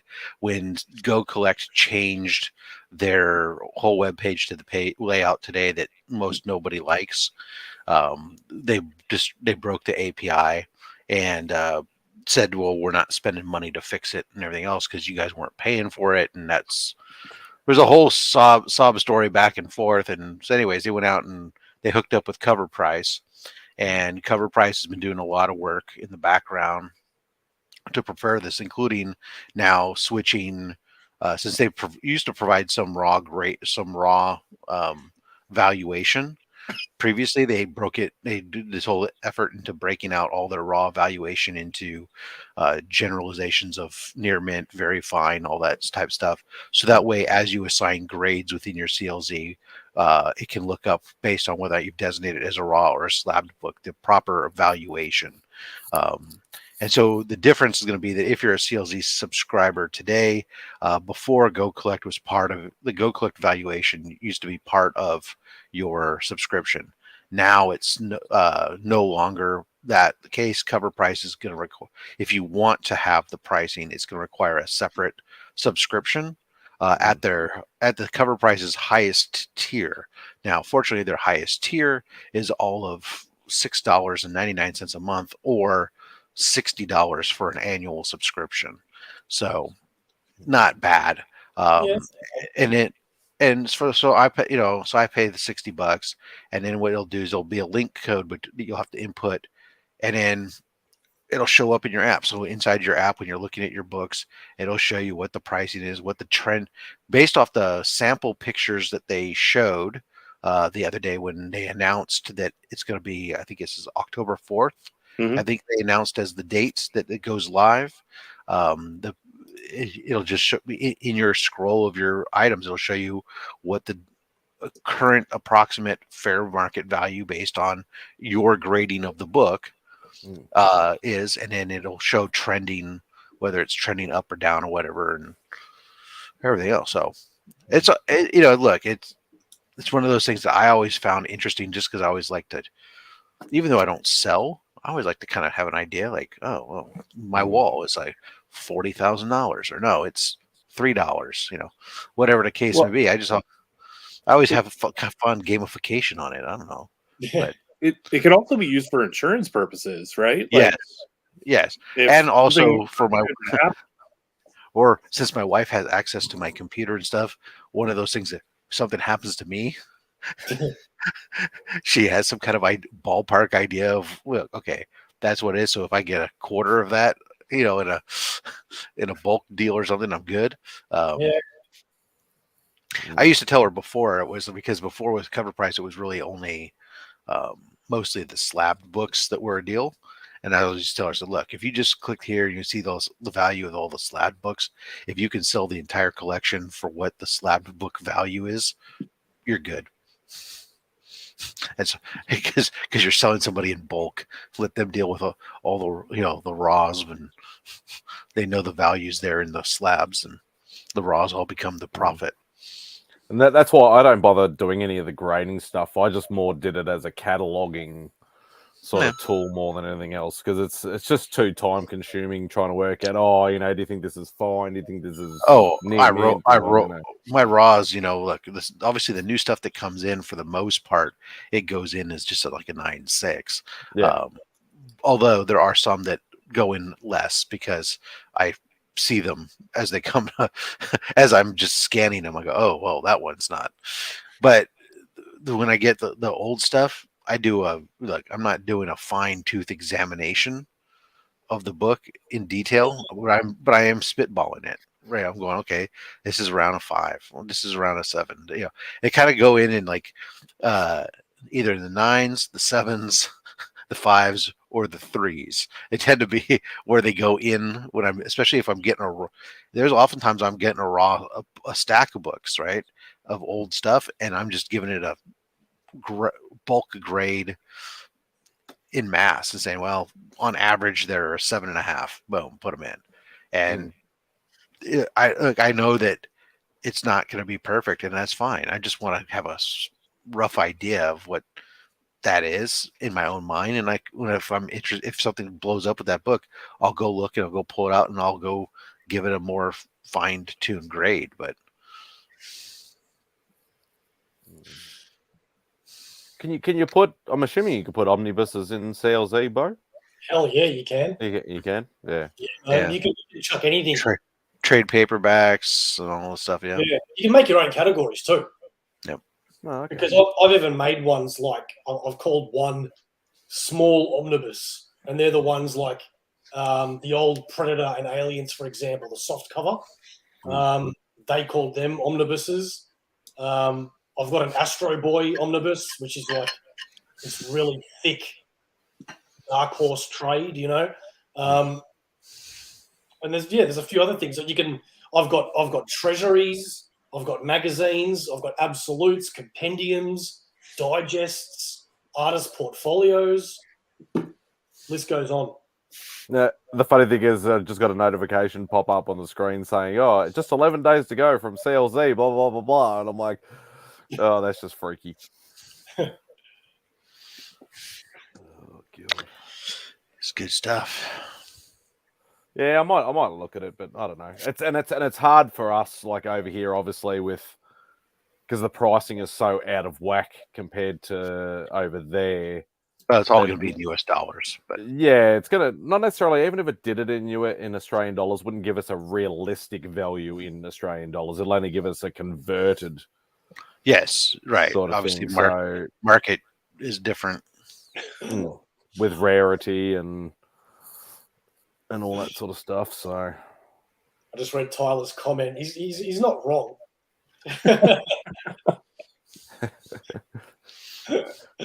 just I just like to look at big books. Well, we did the omnibus workout on his channel. I don't know if you guys caught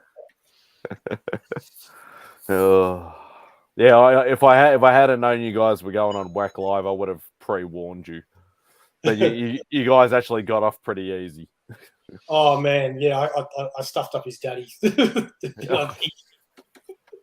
mean you went on without knowing? Yeah, they did not know Nice. too much about it, and I'm like, oh, as soon as they do breaking news, as soon as they do Daddy's toy chest, Those are the best. The breaking news, man, I love it. That is such a great idea.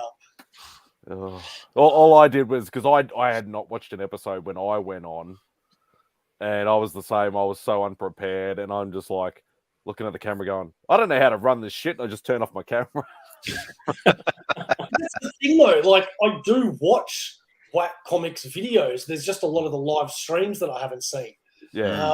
So I thought I knew enough, and I've spoken to Lee heaps. But yeah, I was not prepared. But I will be next time, and that's what's important. Yeah.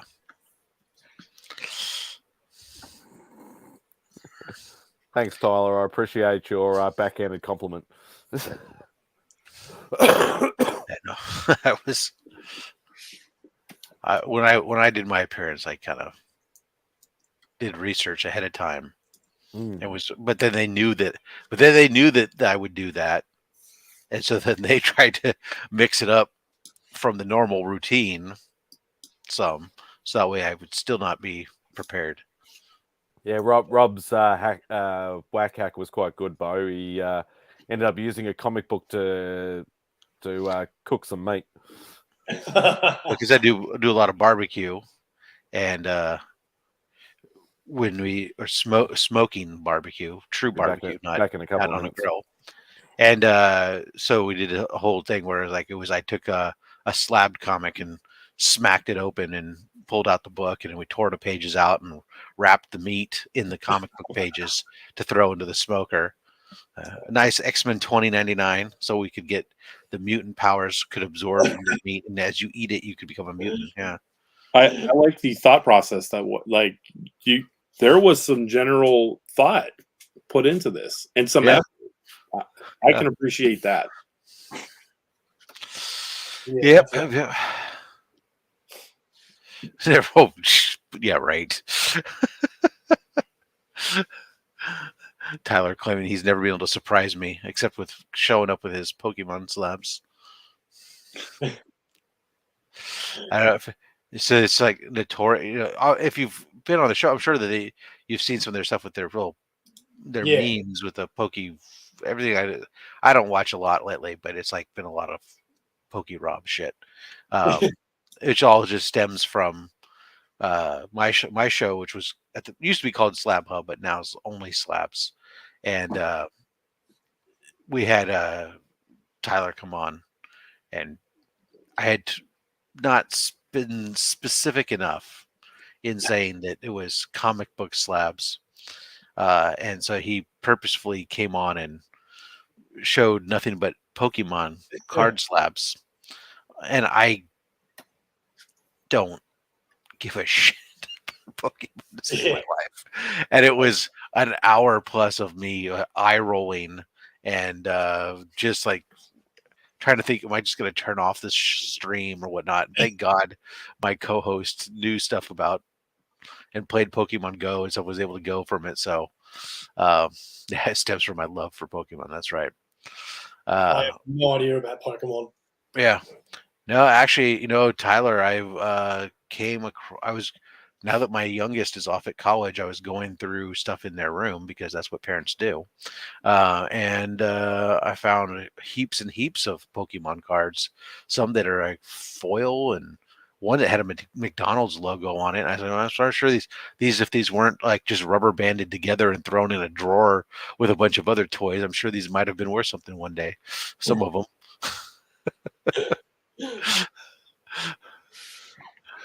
Well, there's even that Logan Paul that started on WWE, and he comes down to the ring now with his expensive Pokemon card around his neck.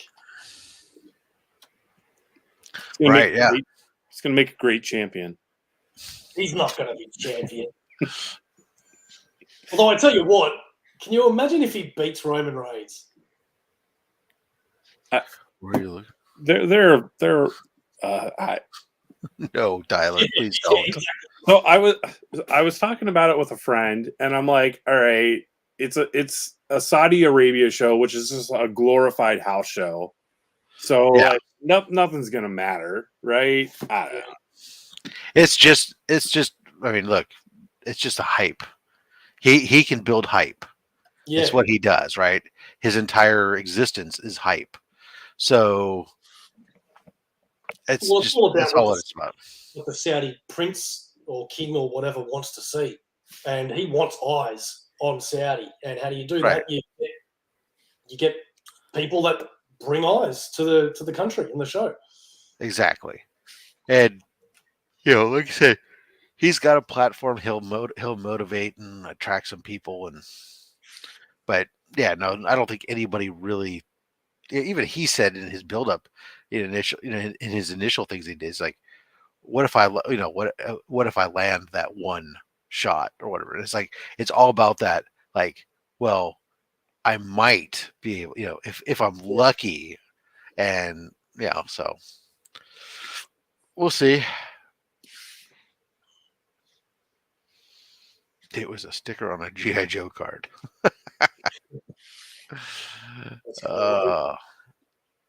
$6 million, really? That card? It was something that was like that, something insane. Oh man! I mean, that's not the real card, right? Like, I just assumed it was. I don't know. Like how Kurt Angle didn't really wear his gold medals, like they were. I'm just assuming. I'm praying it was a replica. Yeah. And well, not the real worth that much. Logically, you'd assume it's not the real one, but yeah. But then again, he's young enough and dumb enough. Yeah. He is dumb enough. Great show, of course he could win. I don't think.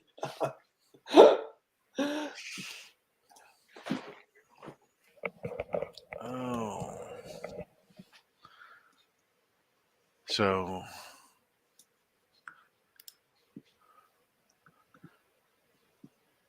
I'm going to have to head off soon. Yeah. So we're going to be doing this weekend. I keep saying it. I'm running out of time.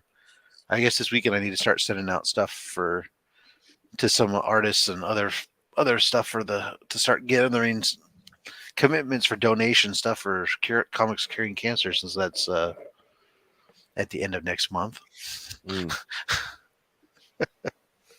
Plenty of time. Yeah. It is a lot to organize. Well, yeah. I mean, if you want it to be successful, sure. if you don't want it to be, but the problem is, like, everybody's built up my organizational skills really high. Yeah, pretty much. If you didn't know, Bo, pretty much. I don't know if Rob's explaining to you. They've done it. It wasn't done during COVID though, was it? No, well, it was. Last year was the first year. So Was Comics that the one that Cancer was Cardboard set up? Crazy started it. Yeah. He, as far as I know, as the story goes, right? This will be the rumor. He came up with the idea because originally they were doing their fundraising through, it was through one of the other Patreon, well, not Patreon, but it was like one of those platforms where GoFundMe or whatever, and they did a 24-hour live stream type thing to raise funds for cancer, and had a lot of people on, auctioning off stuff for to help raise money. And this year he's got a newborn on the way during that time, and the last year, so I should say they ended up raising $8,000 last year, and the American Cancer Society was impressed and basically took it on as an official campaign. And so it turns out that the woman who's in charge of it for the American Cancer Society or oversees that, turns out is the wife of my comic book presser, the Rogue Trader. And so since I started bringing him on as a channel partner, where instead of taking pressing credits, which is the normal setup, like if I, as my sponsor, here's a discount code and if you use it, I would get credit towards free pressings myself. So I don't do that. Instead, when people use my code, he makes a donation to Comics Curing Cancer instead. And so because of that, also it became like, oh, hey, Robert, do you know what's going on with it all? And it kind of just became all of a sudden rolled over into I'm organizing it. So we ended up doing like October 21st, Friday, I think it's Friday, October 21st, 22nd, and then Sunday the 23rd, where I'm not going to do 24-hour streams necessarily, but we're going to kick it off like on this show on the Friday morning and talk about it, hype about it, and just be able to kind of pledge drive it. Hey, go over there type stuff. And then rolling in through Saturday, and then Sunday we'll have the big auction to help drive and raise funds. But throughout the weekend, there may be smaller sales, whatnot. I'm looking at trying to get a couple prizes where bigger book prizes or something where we can have something that's up there that like anybody who makes a donation over a certain amount over the course of the entire weekend would be put on a wheel and get this and spin for this bonus prize type of thing. So that's kind of one idea I've got. I just got to find the right book and either decide to donate it myself for my collection, although right now I'm already kind of slated for a bunch of stuff, or depending on what I get from other people, what I'm talking to, as I start reaching out and trying to reach out to some. This weekend, the other thing to do is I got to spin out a letter out to a bunch of comic book artists that I've connected to on Instagram and see if any of them are interested in either coming on to do a sketch and sell it for charity, or willing to donate something from their collection for charity or whatever, and start seeing some of that fun stuff. Yeah, cool. The good thing is, at least with it actually tied now, the campaign tied officially to the American Cancer Society is a little bit easier than because it's tied to a known charitable organization. Yeah, that's cool. Justin Birch has promised that he's going to pledge to write a letter for you if you want by hand. I'm accepting commissions. You just tell me what letter you want, and I will draw it on a piece of paper for you.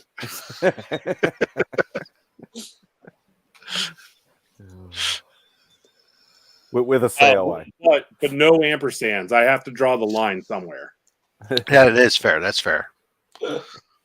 Although my kid, my oldest, has a shirt that says ampersand, and it has a walker on it.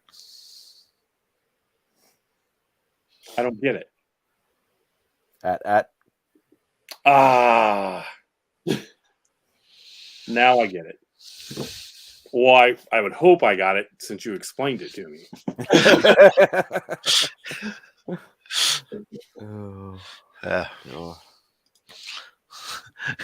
Good morning there, Chris. Yes. Yeah, it's a come on, that should be right up your alley, man. I'm disappointed. Let's say it's early in the morning, you haven't had enough coffee yet. Some Star Wars guys you are. If I could get it. That's right. I'm sorry. I'll just turn in my card now, and I'll just see myself out. There you go. As a comic letterer person, have ever done cursive? Truth be told, I actually can't read cursive. Like I have a really hard time. Like it's like Billy Madison trying to put Rizzo on the board. There's a lot of cursive in Sandman. Oh, that's a good point. I just have like the hardest time reading it. I don't blame. I mean, I can see that. Like for me, I mean, I can read cursive fairly well, although everybody's is slightly different. But writing it, I can't write cursive to save my life because I had a early. I think you really get into your stride back. For those of you who are Gen Z, just tune out right now because you guys just typed everything in school. But for those of us who are old enough to have to write papers by hand, I think you really got into your stride writing, doing some essays and stuff was around 6th grade and on. Yeah. And right there for me in the 6th grade, I had a teacher who did not want to read a bunch of kids' early scribbling of cursives. So she made us all get calligraphy pens and learn how to write in calligraphy. And everything we turned in for that class had to be done in calligraphy. So, I mean, I can calligraphy the crap out of something to this day, but that just like broke my cursive learning scale and I can't. So everything is lettering for me today. I cannot write cursive to save my life, except some people say, well, don't you sign your name? And I say, well, if you saw my signature, the answer to that is no, not really. It's weird for me because like they make you do it in elementary school, but then once I got to junior high, that requirement was dropped. And I was just like, well, if I don't have to do it, I'm just going to start, printing everything or writing in print. You know what I mean? Yeah. My boss used to write all caps. I have a problem where I do that. If I find myself, if I'm writing too much, I'll write words. There's certain words I do either in all caps and some I don't, or I start throwing in weird capital. Bless you. Thank you. Throwing in weird capitalizations and places that don't belong, and I'm looking at my notes and going, God, you are awful. For some reason, I still to this day do an F as cursive, but it's the only letter that I do when I'm writing it. It's really strange. Yeah, my wife uses a cursive print like hybrid, and like that is I just cannot for the life of me read. So it's like what we call doctor's handwriting, because you can never ever read that's just a doctor's handwriting, and it's or chicken scratch. What was really fun was as a kid growing up, because my mom was a secretary, and being old school, she would write shit in shorthand, and nobody in the house could read anything because shorthand is it's not even a language. It's just like you're writing how the word sounds phonetically or something. I don't even understand it with all this weird stuff, but she would write. She thought it was great because then nobody else in the house knew what the hell she was writing, and so it was like she could leave notes to herself that concerned us and no one knew. But sometimes she'd write notes to us and expect it, wanting us to do stuff she'd forget, and she'd write shit in shorthand, and we're like, why didn't you do it? I don't know what you fucking are asking me. I like how J Hood's written, my old boss required me to write in all caps, so that's how I write now, but he hasn't written that in caps. Well, he's typing. Typing versus writing is very different. Because I don't have a problem with my typing. Matter of fact, when I type, my letters are straight up and down. They don't keep going back and forth between tilting left and right. When I handwrite, it's all over the place. My handwriting makes Ted Bundy look like a nice guy. Man, I just finished that Dala show on Netflix today. Was that a movie or a series? Series, 10 episodes with Evan Peters, Quicksilver. Yeah, I saw that. I saw something post on social media, something about a lot of people are complaining about it because I don't know why, but I didn't read the article. Complaining because they're grossed out by it and they say it's gruesome. And my reaction to that is if you're not grossed out by this, then there's something wrong with you. Of course you're going to be grossed out by it. It's a guy eating and chopping up people. Why are you watching it? Yeah, if you're not grossed out, that says more about you than you think. Yeah. Makes no sense people complaining about it. But was it actually good, or was it just... I thought it was really good. I mean, later on around episode 8 and 9, they sort of stretch out a few things that they didn't really need to. But yeah, it was good. And Evan Peters was brilliant as Dava. Really, really good.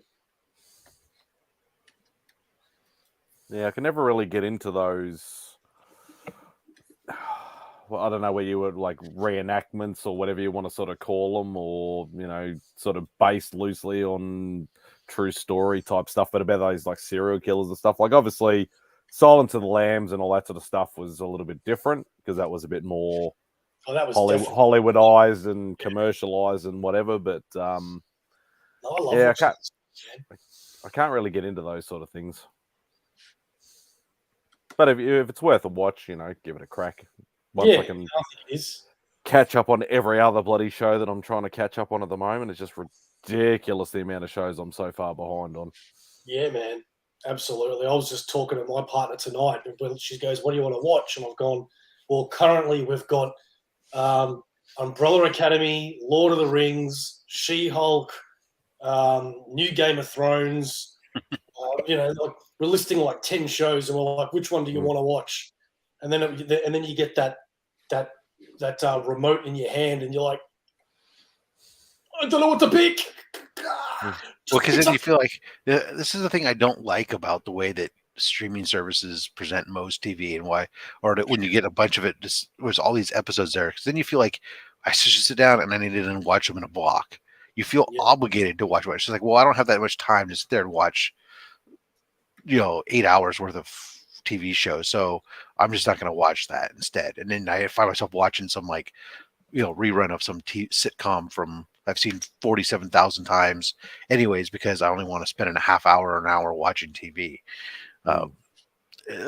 That's why I do like the release. If I catch them when they're fresh out and they're doing the weekly release, I like that format because I don't feel obligated to sit there and do a bunch. But now's the time of the year that it hurts because now the new, back in a new TV season now.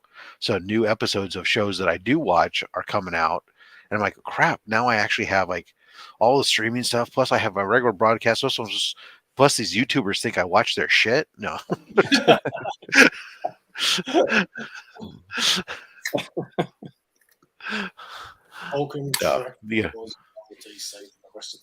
I've been enjoying though. Actually, one of the shows I think that I've enjoyed is recent.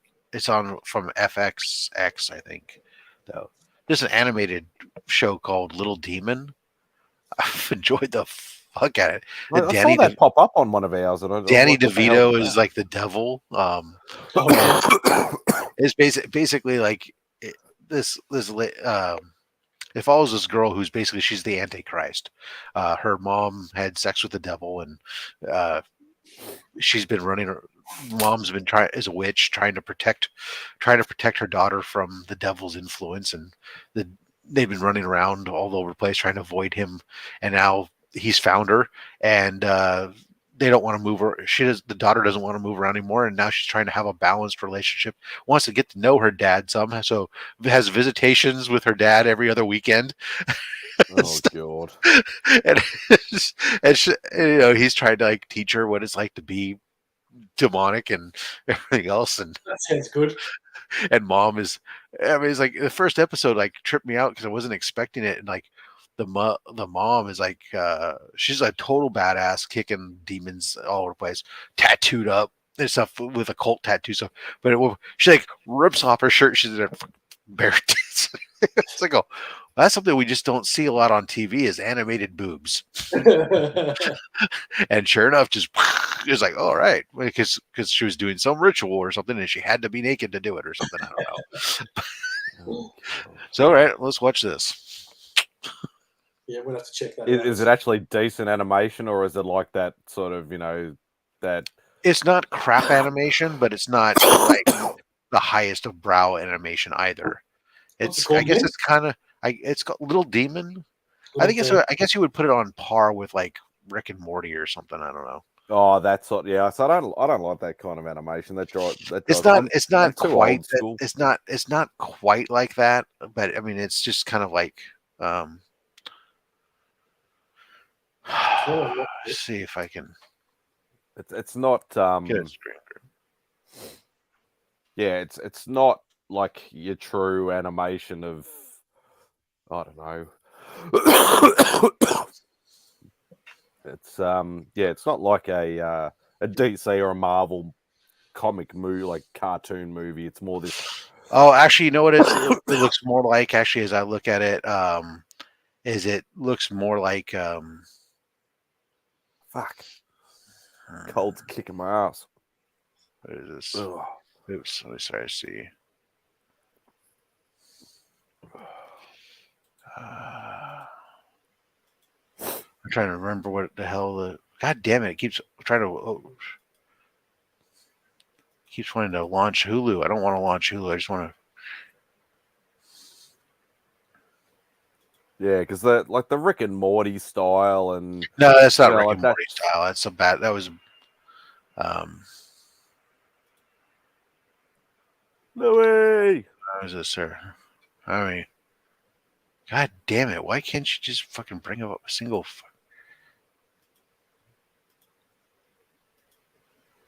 All right, let me share this screen now. Let's show you. Do I need to do anything or? I'll sure you'll have to allow it to be shared, but. Oh yeah, there we go. Add to stream. So this is that's what the animation style is kind of like. It's actually not Rick and Morty. It's more. So it's a little better. It's more like elements of it sometimes remind me almost of like Adventure Time, but it's and other times it's not. Sometimes it's better than that, but yeah. So, anyways, there we go. I'm looking up if it's on Australian TV here. Aubrey Plaza. No, it's on. Well, it's Hulu. Yeah. So here in the States, it's on Hulu. So Disney owns the majority share. So yeah, it would show up on Disney Plus internationally. Little Demon. Let's see. Oh yeah, here we go on Disney Plus. Yeah. All right, I am adding that to my watch list.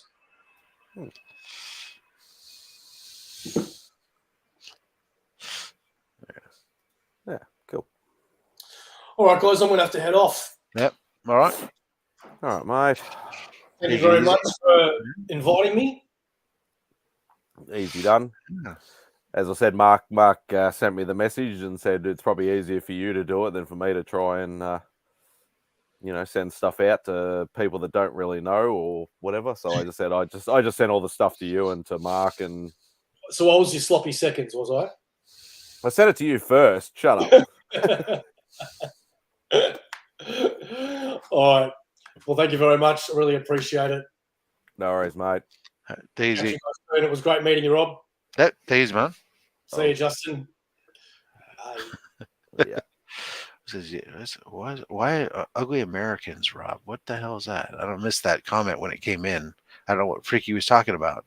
Are you saying that I'm the ugly American?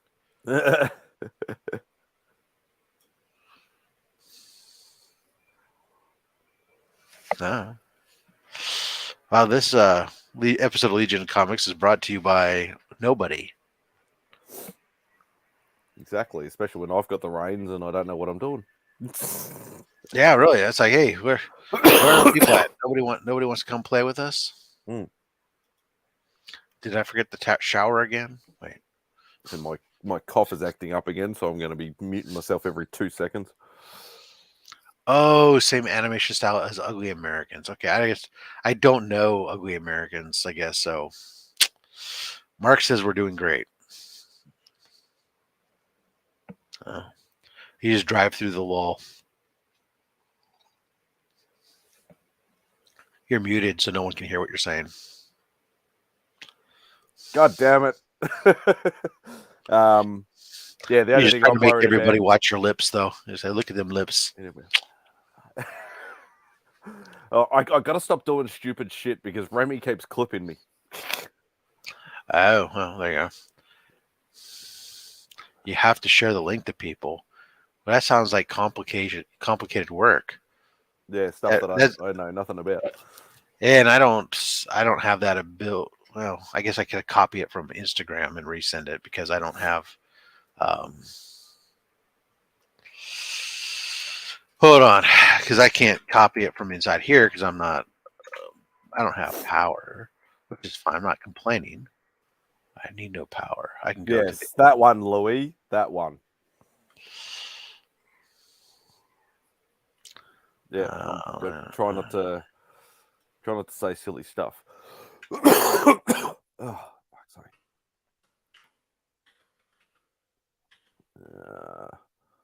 Give me a sec. You're sick. Yeah, cold kicking my ass all week. Just can't get rid of it.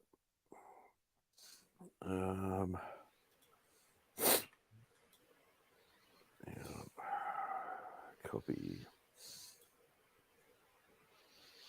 Where are we?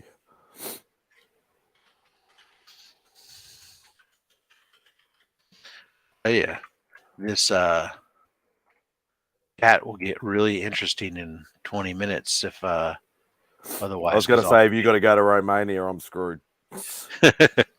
Quick, talk about Australia and all the wonderful things that Australia has to offer. Tim Tams, and more Tim Tams. We have lots of beaches. Yeah, surrounded by beaches. We are a donut of a country. There's not a hole in the middle, but there's a whole lot of stuff in the middle you don't want to see. So I did say Simon online. I sent the link to him, but obviously he's busy. Some people have to do things. I don't know. I've sent it to Biggie. Some people have lives. Yeah, no, I didn't say that. Are you going to be able to jump on Louis, or are you busy? I sent it to Louis anyways, just in case. Okay. Oftentimes he's busy, but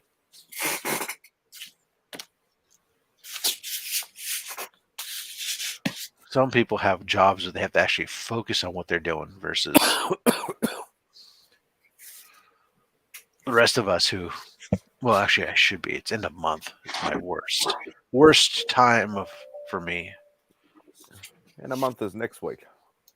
It starts now because today is the last day for us to, because we have a lot of systems that are being repaired and updated. We still have a lot of manual processes on some of our stuff that are in place. That today is the last day of the month where I can get stuff. I can guarantee that new contracts to get executed will be appearing on their billing at the beginning of the month. So it becomes pretty busy for me. But then the next week is all the people who waited past the deadline, but they urgently need this. Otherwise, it's going to piss the customer off. And can you please make magic happen? And we have to scramble because other people failed to plan ahead. To answer your question, J-Hood, yeah, some of the early movies, they do show a lot of the, I suppose you could call, not necessarily outback, but some of the more regional sort of areas.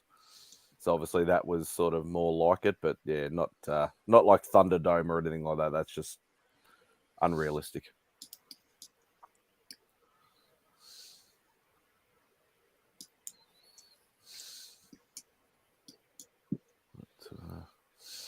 Just trying to see if anybody else is in the. Oh my god! Well, it's going to be bad if I'm coughing like this, and then Biggie gets on and he starts doing his coughing too. It'll be the coffin channel. Yeah. Great. What can I do to start coughing? I want to be a part of this too. Damn, I'm cancelling my trip. We'd love to have you over here, mate.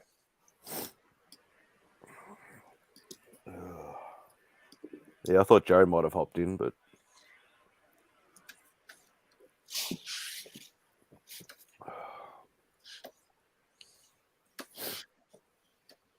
let's have a look what's on here.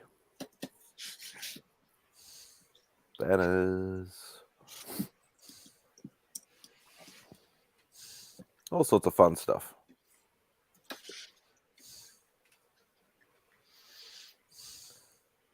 God, mine doesn't look anything like this. I'm starting to think that I may have overbooked myself for this week, and I'm not going to get it all done. Welcome to the comic industry. What is it? Yeah, that's just like when I, if we got one of our conventions sort of coming up or whatever, and I actually feel like buying some art off one of the bigger named Australian artists that there's not many of. I'll sort of hit them up, and they're like, "Oh no, I got way too much on. I might sketch at the show a little bit, but that's about it."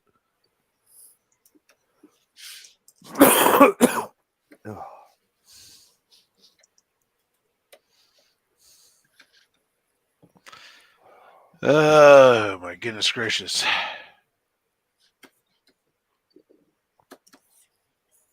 What is?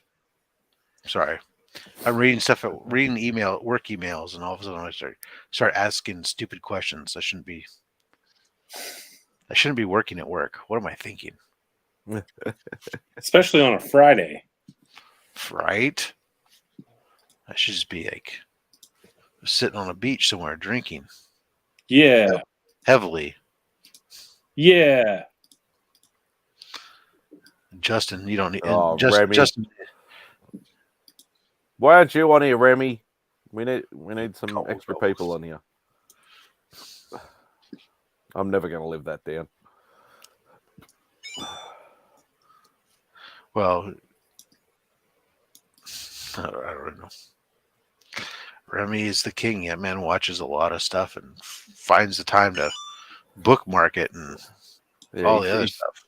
He's like Candyman or Beetlejuice because I was on Bo's channel, Bo and Mark, the Aussieverse guys, and so I don't know, something led to another, and they were talking about the difference between ravens and crows. One thing led to another.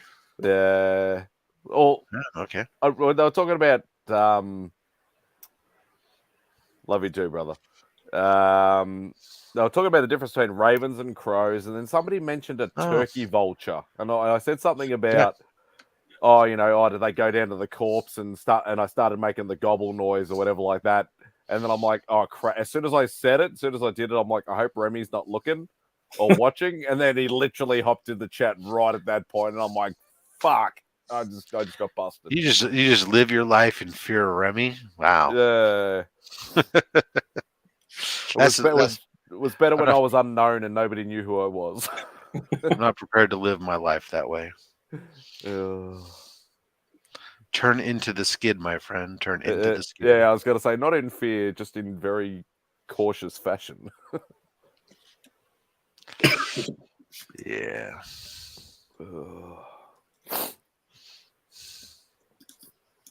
Yeah, so hopefully we you're going to go to the post office tomorrow and box it up because there's no public holiday now once it hits the weekend, so at least they'll be back open. Nice. Yes, we know you're always watching, Remy. I'll be watching you. Oh, I like to watch. Watch you, I will. Oh God. What? Oh my God! I hope that was. You know what? I get really nervous sometimes when I'm so used to most people there's when you drop a new video, there's a certain period where you get comments, and so when all of a sudden I get a comment on an older video, and especially when it's just like a mail call video where I do them every Monday, and that's fine. There's a lot of them, but then I get somebody will comment on one, and like yesterday I just posted like a future one. I'm like, oh shit, did I forget to schedule it? Did I just drop it early by mistake? And then like, wait, no, it's an old one. Okay.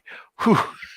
No, I noticed Gary said something about that he goes, oh, YouTube's at it again, because he had like 200 or 300 comments just automatically show up as notifications from all old videos that had never shown up before. They were like missing comments, and they just showed up all at once. Yeah, there is an issue. It's documented on the support threads about that.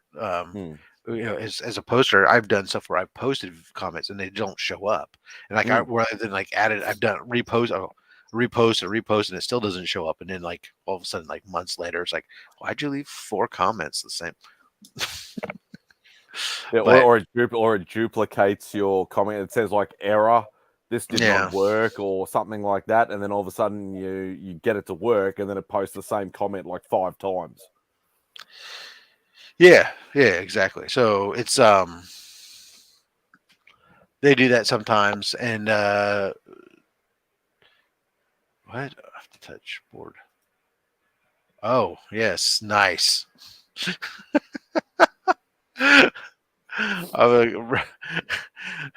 Without context, Freaky Louie. That's great.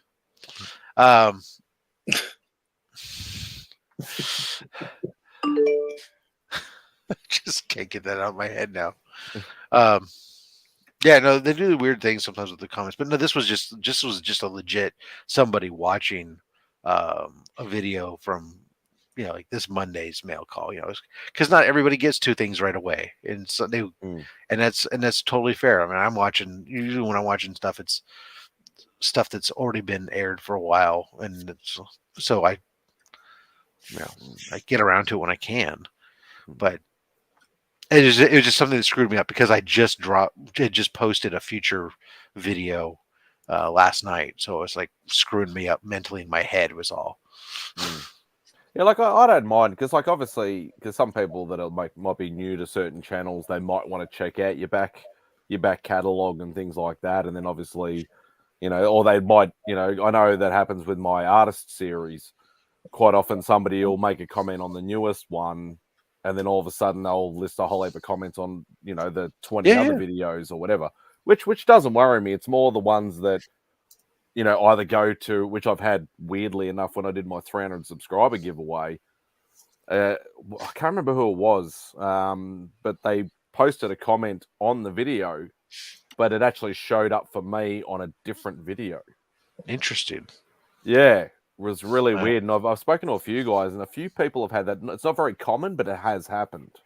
Yeah, like I said, it doesn't worry me. It was just this case, it was just one of those things. Only because I was worried for myself that did I accidentally post a Monday mail call on a Friday? Yeah, that was the only thing that was in my head was like, did I fuck something up? And like, no, okay, no, it's just somebody went back. Duh. Yeah, like there's always so many names. There's only so many different names you can come up with for Monday mail call. For God's sakes, it's just like. That's why I do mine randomly. Well, I don't get as many parcels as a lot of you guys anyway. I just get them when I get it, that's why I just call it mad mail call. Yeah. Obviously, just whenever it turns up, that's when I do it. I used to do it that way. And then it just became like, because I always used to wonder, like, how do people manage? Like, because I see people would do, like, hold books and tear them. I'm like, how do people hold on to books? I want to tear them right away, and I still do. But it just became to the point where I was like, you know what? I wanted to set up a routine, people can expect.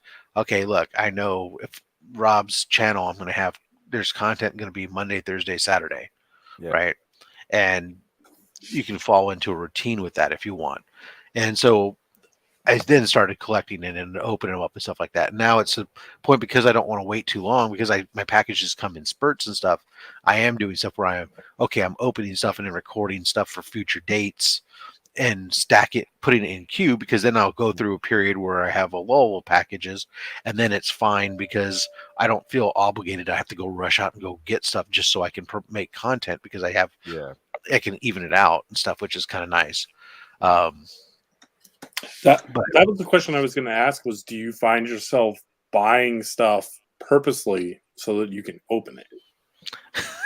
A lot of people do. A lot of YouTubers at times do. It was if you're trying to have a regular content schedule, there is times where, like, the Monday mail call, I usually don't have as much of an issue, but I have done stuff where I've gone like, okay, well, I need to go get a few things or something, right? But that's not much of a problem because I run a couple weeks out, so it's easier for me to do the ebb and flow. On, hey, okay, you got stuff, save it up. And also I try not to do now the epic mail calls where I have 15 packages that I open at once, and then the next week I'm going to have one package, right? I'll say, okay, I'm just going to grab like 3 or 4 off the stack and I'll do this for this one. And then I've got it again. So I try to meter it to keep it as a more even flow. The Thursday is a little bit different for me because my Thursday drops, I try not to do just the generic mail call stuff. I try to do either a mystery box or some special one-off acquisition or the slabs that come back and everything else. And so that one tends to be a little bit more difficult, or where I will have to go, okay, I need to go look for a a cheap mystery box or something. Cool. Now it's time to be a manager, lead by example. Yeah, I take my earbuds. Yeah, I know. That's my thing. That's why pretty soon I have to go. In a few minutes, I have to drop off because I have to go to Romania and be a manager. That's all right. Biggie's here to entertain us all. What's up? He's got a cold too. Yeah. Yeah, look at that Submariner. Looks sexy over your shoulder there, Biggie. Oh, yeah. Yeah. There she is. Yeah. Yep. Awesome. Yeah, I switched 5 slabs on my wall, and I've always liked that slab, so I'm glad to have it up there. I left it crooked, too. Someone told me it's crooked, and I was like, yes, it is. Inside the slab or hung? Just no. Yeah, the slab's perfectly fine. It is crooked. Yeah, well. That's why, mine aren't all super 100% evenly spaced. I just deal with it. Yeah. Now, I think what happened was I taped my Hogan poster above it to straighten it up because it's crooked too, and it left my slab crooked, but whatever. I like it. Beautiful. Yeah. Sometimes you get lucky, man. I've kind of hit like a lull in my buying really cool shit. So if anybody's just watching me this year, they probably think, damn, Biggie gets cool books all the time. Well, it's stopping now because I fucking got my GSX and my House of Secrets and my Iron Man 1 and my ASM 50 and my 129. So I'm fucking burnt, dude. Like, if you're going to watch me next couple months, I ain't going to be getting shit. It's been a while. Yeah, no, that's it definitely can add up and put a dent in everything. Yeah, this was my last big one. That was about 2 months ago. So nice. Oh, it's GSX 1. Yeah, this is my last big one. It was $950 or something. Nice. Yeah, still a good price to get one. I wish I could pay $950 over here for one of them. I wouldn't doubt you could over in Australia. Australia's pretty cool. Considering that'd only be $600 US. Yeah. The cheapest I've seen a GSX 1 over here, which is very rare anyway, is about 5 Gs. What the fuck, bro? That's you guys are. Oof. Yeah, That's not good, bro. It's not a. And as I said, sometimes it's just pure. I'll just say pure ass that you sometimes can get a lucky, like Rob's Submariner book that I got for him. Like that was just pure fluke. Yeah, you gotta be careful. I remember the day you told him about it. We was all thinking, "Oh, maybe it's stolen. Maybe it's not real. Maybe they're trying to pull one over on us." And you guys worked it out, and there was a bit of risk, no matter how you look at it, because until you even buying from eBay, there's a bit of risk, So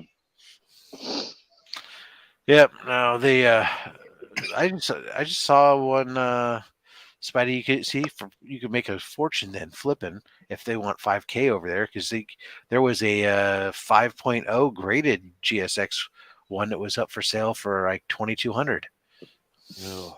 I saw Comics 89 got a coverless copy for 400, so I felt pretty good about my 950. And then that other dude, I think a Swoggle House, he got we got like a 1.5 or some shit for 950, and I was like, ooh, I missed one, but then I got this one, so I got one almost as good as Swoggle's.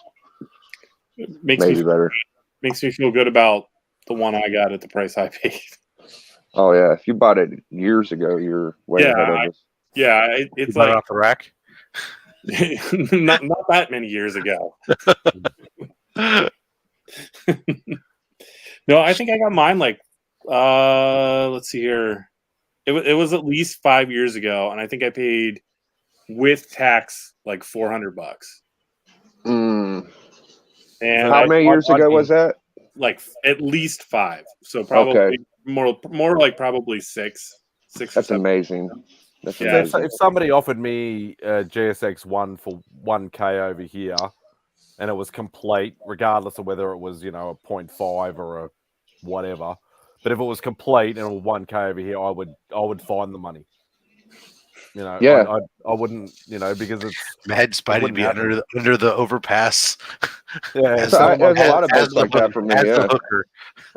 Well, I've never sold my ass to get any books, but I've sold other things. Honestly, it would probably depend on the book if I would do it or not.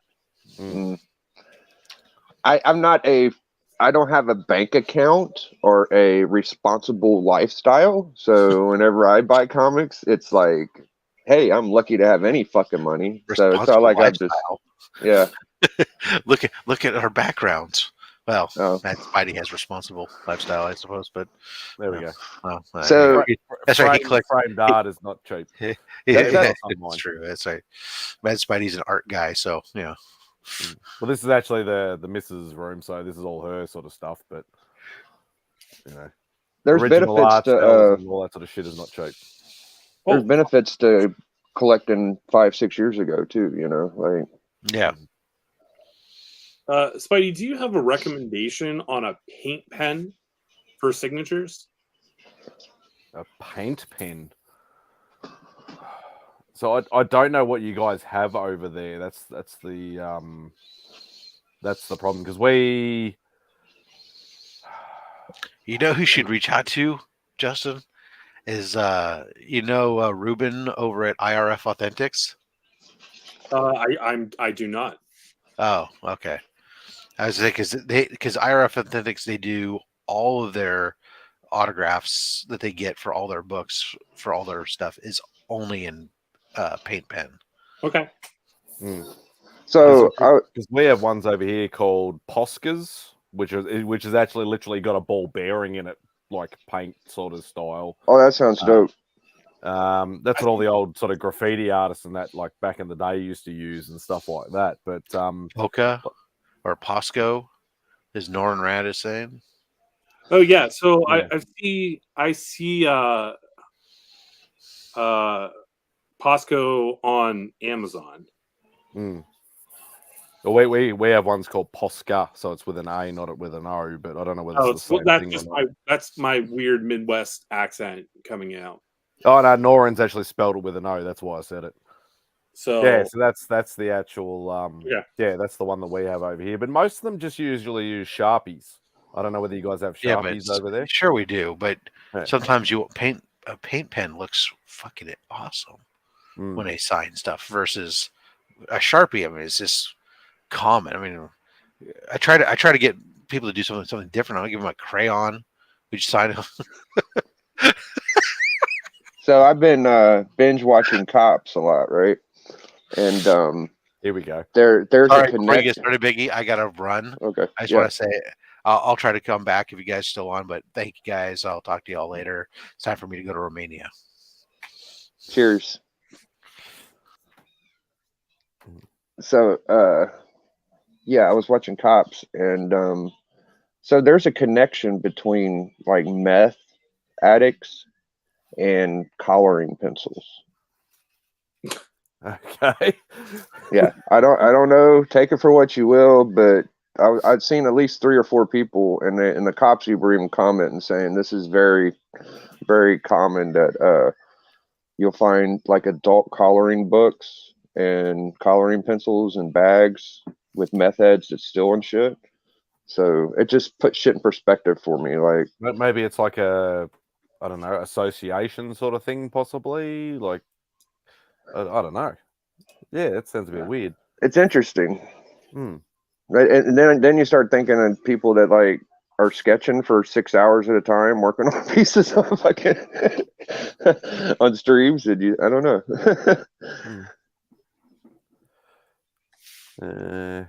Yeah, what are you thinking about for convention, Justin? Like for signing stuff, or?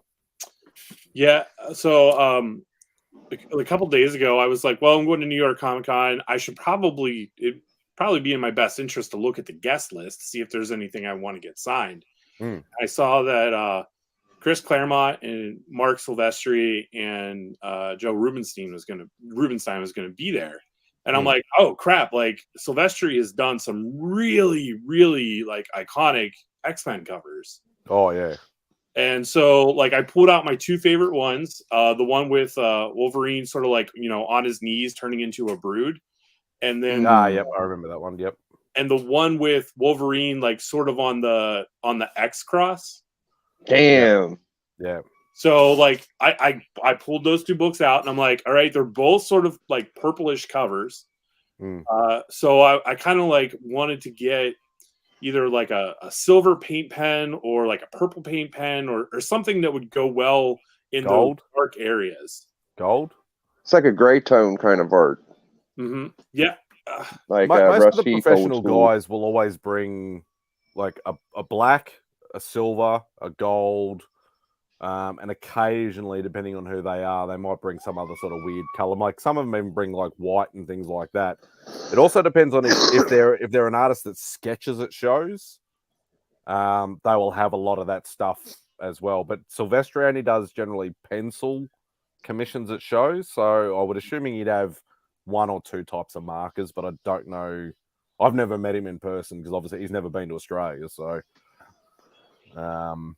but yeah, I can see where you're sort of going, sort of like you're preempting just in case they don't have something with them. Yeah, like I want to be fully prepared. Like I'm already mentally prepared to wait in a line for a long time to get it. It would be nice if I could just pull out the color if they don't have it and just be like, can you please use this? I don't care where you sign, just use this color. You could always ask Clayton Crane. He's not signing anything at the moment. I mean, I could, but He's rainbow jizzing. Yeah, I don't think he's going to be doing much of that at the moment. He's on like the most wanted list at the moment. Oh, I didn't know that. Yeah, because of all this, I knew he was banging girls. Yeah, because of that and the Aztec Gate and all that sort of crap. And okay, I don't think he's going to be doing many public. Yeah, it seemed like he pre-planned not showing up pretty fucking conveniently, didn't he? It was like, oh, right after C2E2. Well, he's not going to the next one. It's like, I wonder how long that's been. Oh, he called that off before C2E2, so maybe he had a premonition this was going to happen. Too busy boinking. I've never like, okay, what's the dopest Clayton Crane? I would guess it's that fucking the Venom with the Thanos fucking shit, right? I don't know. That was a pretty big one. That was like his cover grail for a while. And I bet that book ain't worth fucking piss now like it used to be. It was pretty expensive at one point. That's why I'm wanting UF4 to go down, but it's not. I still need a copy of that bloody book. It's not that bad, bro. I mean, any book under $1,000 to me, I feel like is reasonable. But you got. I'm one of those people that I have a small number of modern grails that I want, but I'm not prepared to pay big dollars for them when I can buy an older book for the same price.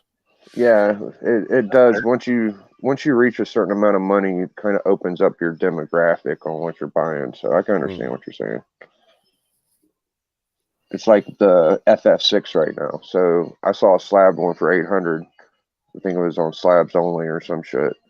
And that was good. It was 2.0, but it was attached. And I think it's really fucking funny how CGC grades less harsh on packing tape. The clear tape that will absolutely rip the fucking paint off of your book is the shit they're the least hard on. So if you get a book that's taped, you can get a 2.0. I saw a 2.0 and it was taped. It was a detached, reattached, and it was a blue label. So what's wrong with getting a fucking detached? I don't even tape it. I just leave it detached. That's about $600, $700. I'd go for that. Yeah, because I think the cheapest I've seen say a UF4 for in raw or anything over here is about 800. I got mine for $250. It's probably worth $700. Yeah, so I'd be happy to pay up to 4 or 5, but you know, I don't really like for that. I could probably I bought my Avengers #5 for less than $200. You could get an Iron Man 1 or a first Batwoman for like $500. So yeah, and that's what I mean. Like it's like there's other books out there that I'd much prefer, even though I still want it. There's much books I'd prefer more than that. I wish I bought more books when I first started. I should have really buckled down, but I really didn't have the inventory to do it. So I did about as good as I could. But that's the best advice I could give somebody is like, you may think books are expensive now. Just wait when you're looking at books 3 years from now, you know, and then put shit in perspective. I like to tell the story of it was probably back in like 20 I don't know, let's say like 2012, about 10 years ago. I was at a flea market and a guy had a copy of ASM 300 and he was asking $90 for it. Oh. And I was like, no, I can't do $90. And I walked away. Oh. And then I turned around and I was like, all right. I walked up to him and I'm like, hey man, would you take 45 for it? Because it makes me sick thinking about spending $90 on a comic. Yeah. And he said, it makes me sick that I'm going to sell it to you for $45. And there you go. Damn. But everybody's got stories. That's a pretty good one. That's a pretty good one. I don't know if I can quite beat that one. You see, I passed up an opportunity probably about 10 years or more ago to buy an ASM 1. For I think the guy wanted $2,000 for it. And I'm like, you know, I was on, you know, crap wages, you know, I couldn't afford that. Like, not that I could really afford it now, but and I'm just like, no, I can't afford it, dude. I'm like, he wouldn't do any payment plans or anything like that. I'm like, I'll get it eventually. And now you can't find that book for less than, you know, 5 to 10K. Yeah. Well, I was fortunate. There was one book I was just like, it is too affordable for me to miss out on, and I missed it. It was Hawk 2 for $400. I saw it on eBay. It was there. It was a real thing. Someone bought it, and ever since then, it's never been close to that price again. It was complete. And then Geek Aficionado AOK'd me one, so I got lucky. And when he did it, the price range was kind of, when he bought it at Raw, it was like at $700. So still looking back on it just from then, it's like a $3,500 book or some shit now at 3.0. Well, that's the thing. Like every collector's got those sort of stories. Like I was always focused on my ASM run. Like when in the early days of me collecting, and it was more about trying to get as many issues as I possibly could, not necessarily focusing on all the big ones first, and then going to all the the small run filler stuff. And I was just trying to get as many as I could. And then when I got to a certain point, I'm like, I need to start going after those bigger books now because there's less and less that I needed. And then I've obviously gotten to a point now where I only need basically four books and plus annual one to have the entire run. Nice. And they're unachievable. They're not unachievable. Well, if you got ASM, so you got an AF-15? No, I Okay. wasn't even. That's not even in the conversation because I know I will never own that book. Doesn't matter whether the market drops or not. I will never own that book. So which 4 are you missing? 1, 3, 4, and 6. Okay. And an annual one. So 1, you're 3, looking 4, at and 6. you're looking obviously number 1. You're looking at first Doc Ock, first Sandman, and first Lizard, and then obviously first Sinister 6. So they're not small books. Well, I mean, anything sub 10 is a pain in the ass. Yeah, I don't like it. To me, it doesn't even matter if it's a first appearance or not. Like a sub 10 ASM book is a sub 10 ASM book. Well, and that's why I'm so happy about if I pick up any sub 10 book in any Marvel range from the the 60s or the 70s, mainly obviously from the 60s, from the Silver Age, is a win in my book. It doesn't matter, as you said, whether it's a key or not. Like I was glad to pick up Avengers number 5, even though it's not a big key out of the first 10. I was able to pick that up for $200 or whatever it was. Sure. I don't have any sub 10 Fantastic Four books. I don't have any sub 10. I don't either, bro. That's my next goal. Yeah. Well, I know a guy that does have some sub 10 X-Men. I have one number 10. The guy right there. Oh, I know a guy on the panel, actually. Holy shit. So that was one of your books you got years ago, too, right? When you got that GSX, I'd imagine you probably got that number 1 around the same time, right? No, I got my number 1 right before. I think it was in COVID happened in March. I think I got it in April or May. Like when they sent out the first stimulus check. That wasn't that long ago, bro. Yeah, that's when I got. Well, at the time, X-Men 1, like mine, it's only a 1.8, but I think I paid like $2,700 for it. Damn. Which yeah, that's one of the books I still need. He's just rubbing it in now. Well, I got this like 4 years ago, like Justin said, and I paid $130 for it. I know it looks like hell, but hey, I'd still take it if it's complete. I'd still $130. Fuck, man. You lucky get a piece of an annual one for that. Yeah, exactly. So you got it just like 2 years ago, $2,500, no big deal. It's probably $10,000 book or so now, and even at 1.8. It's probably like realistically, it's probably more like 7. Okay. Only. Well, at one point it was probably a little more. Yeah, at one point it was a $10,000 book. Okay. My buddy's got like a 4.0, and I think it got up to like 20K at one point. So it got crazy at one point. But there's been some weird. It could happen again. Prices too. Like I know that that first Luke Cage went on that Heritage auction for, it was a 9.8 Heroes for Hire number 1, went for like almost 20K. Yeah, what the fuck, bro? I don't have that book, and I'm like, what is that going to be? Just one of those books that's going to be stupid now. It used to be like a $500 I think it's book still at most. Yeah, you could still get a raw for like $300-400 if you look hard enough. It's not gonna kill you. I sold my number 2. I just gave up on Power Man, dude. I don't think that he has a great look in film. And I just think Black Panther, and I don't have great expectations for this new Black Panther movie, bro. I know that there's like 99% critic ratings and everybody's saying it's fucking great, but for me, I don't know if I'm gonna like it, bro. I really don't. I have to see. I like Black Panther 1. So I'm not after them for the MCU. I'm just after them for the historic and the comic sort of thing more than anything else. I'm not like, obviously the MCU doesn't help with the pricing and trying to get stuff, but no, you're right. Like, Power Man's a classic book without any kind of animation and shit. I get what you're saying. It is fantastic.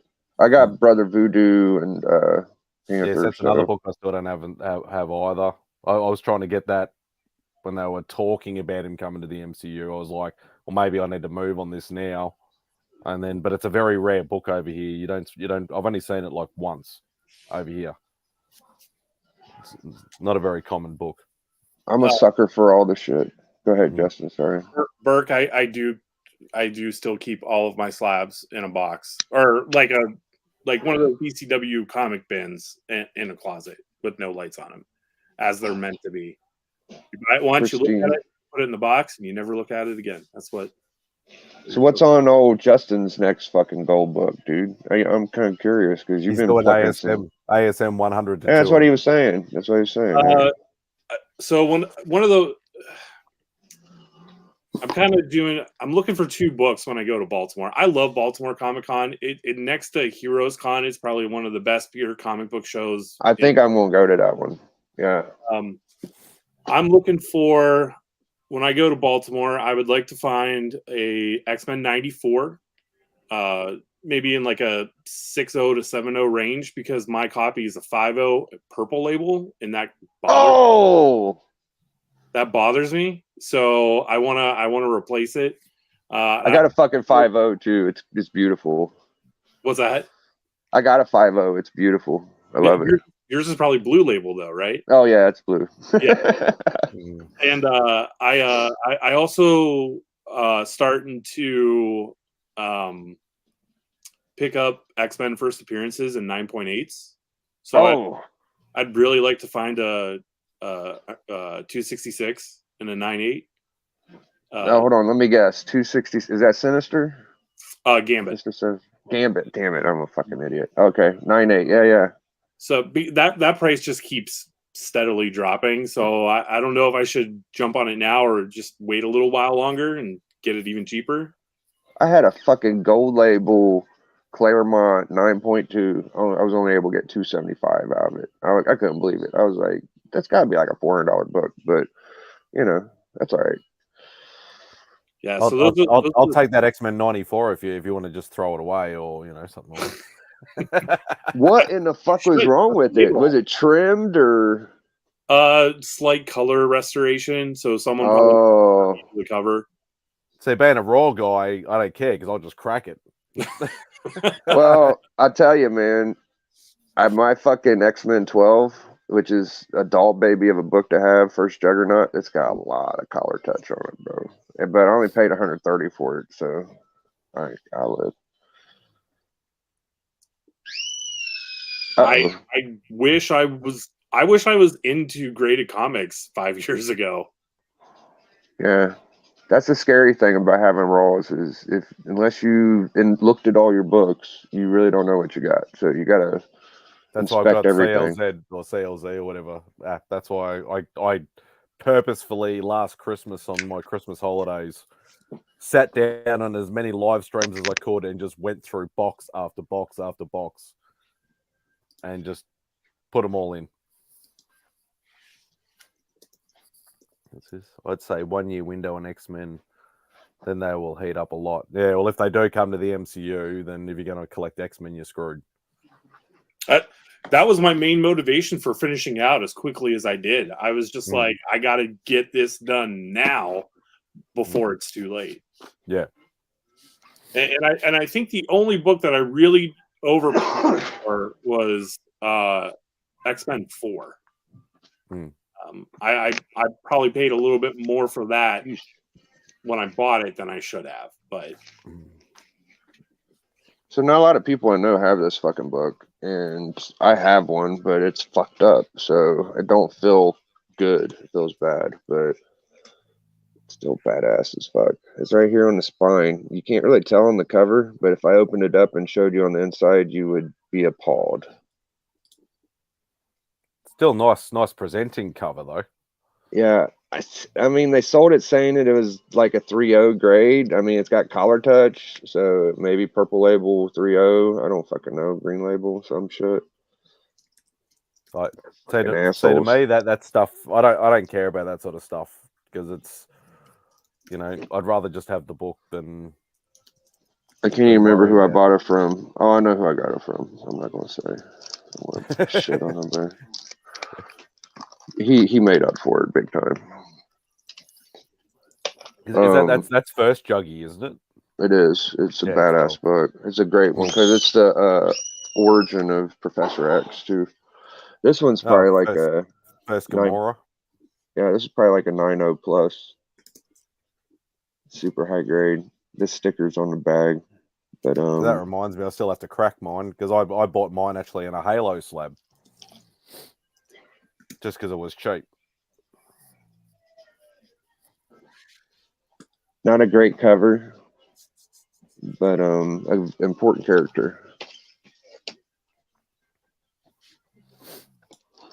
I'm the opposite. I am into the MCU. I talk shit about it and say it's stupid, but all of my books are kind of surrounded by speculation. I'm only more worried about books that I do want, regardless of speculation. But I still keep an eye on the speculation because if they now become unobtainable because of it, which is it's still the same sort of thing though.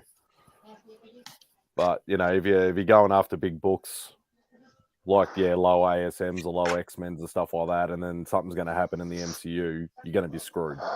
At least for a year or two until the hype dies down. Well, I like having fucking kids know what books are. Like, I like it whenever a fucking child's able to say, "Oh, Avengers 1, first Thanos, first Venom," all that shit. So it just feels like it's generational whenever they can understand what the character is. And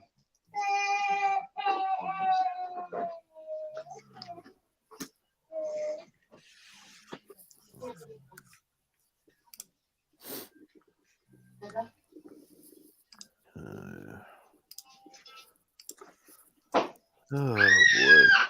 I'm gonna shut the door. Hold on. Babe, can you stop him from fucking screaming? Jesus.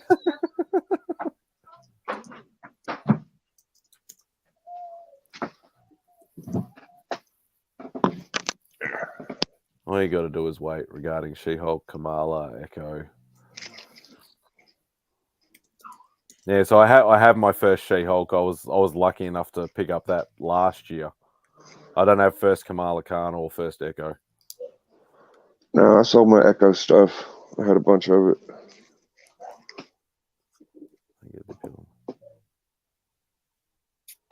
Yeah, so I still want first appearance of both of those.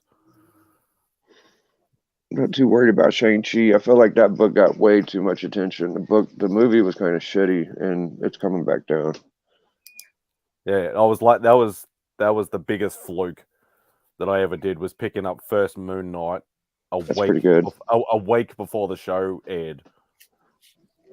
See, I bought my first solo Moon Knight after the fucking show came out, but the price really wasn't that big of a jump because it's always been like $100 book. I paid $150 for it, I think, or some shit. But yeah, well, I ended up buying in, like, it was a really weird sort of eBay lot. It was so Werewolf 32, so first Moon Knight, then it had 33 in there, second Moon Knight. It had first Mr. Knight, had first was a West Coast Avengers book, which had first time that he joined West Coast Avengers or something like that. So it was about a 4 or 5 book lot, and I bought the whole lot $600 the week before the show came out. Nice. Just an absolute fluke.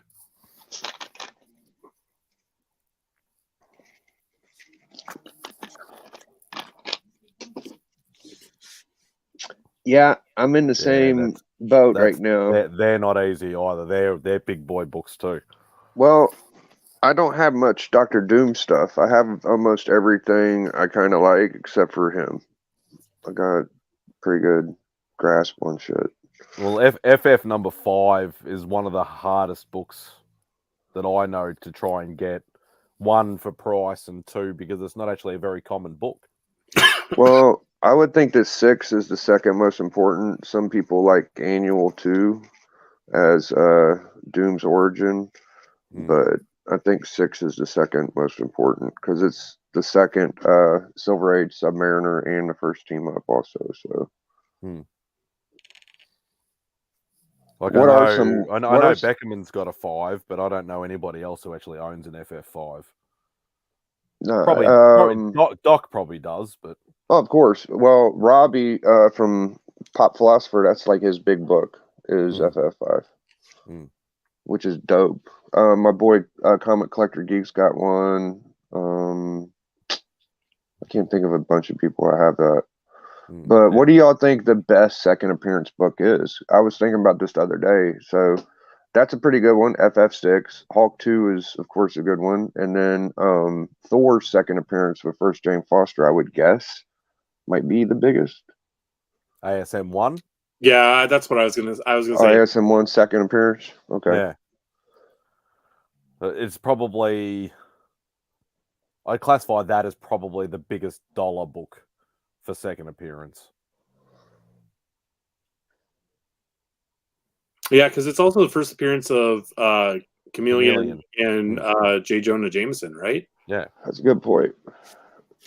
That is a good point. Yeah, so it's probably the biggest. It might not necessarily be the best aesthetic sort of looking book because it's not exactly a great. I guess I don't think of it because it's kind of a number 1. Yeah. You know what I mean? It's ASM 1, so it's like I'm thinking of second appearance, but Doom's second appearance is number 6, so it's just second appearance category. So that would probably be right. But its dollar value is in besides second appearance, obviously, as you said, first Silver Namor. That's a sort of big dollar ticket as well. Yeah, and first Silver Age Captain America is a good one.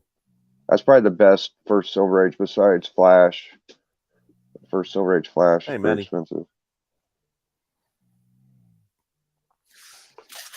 What about X-Force 2?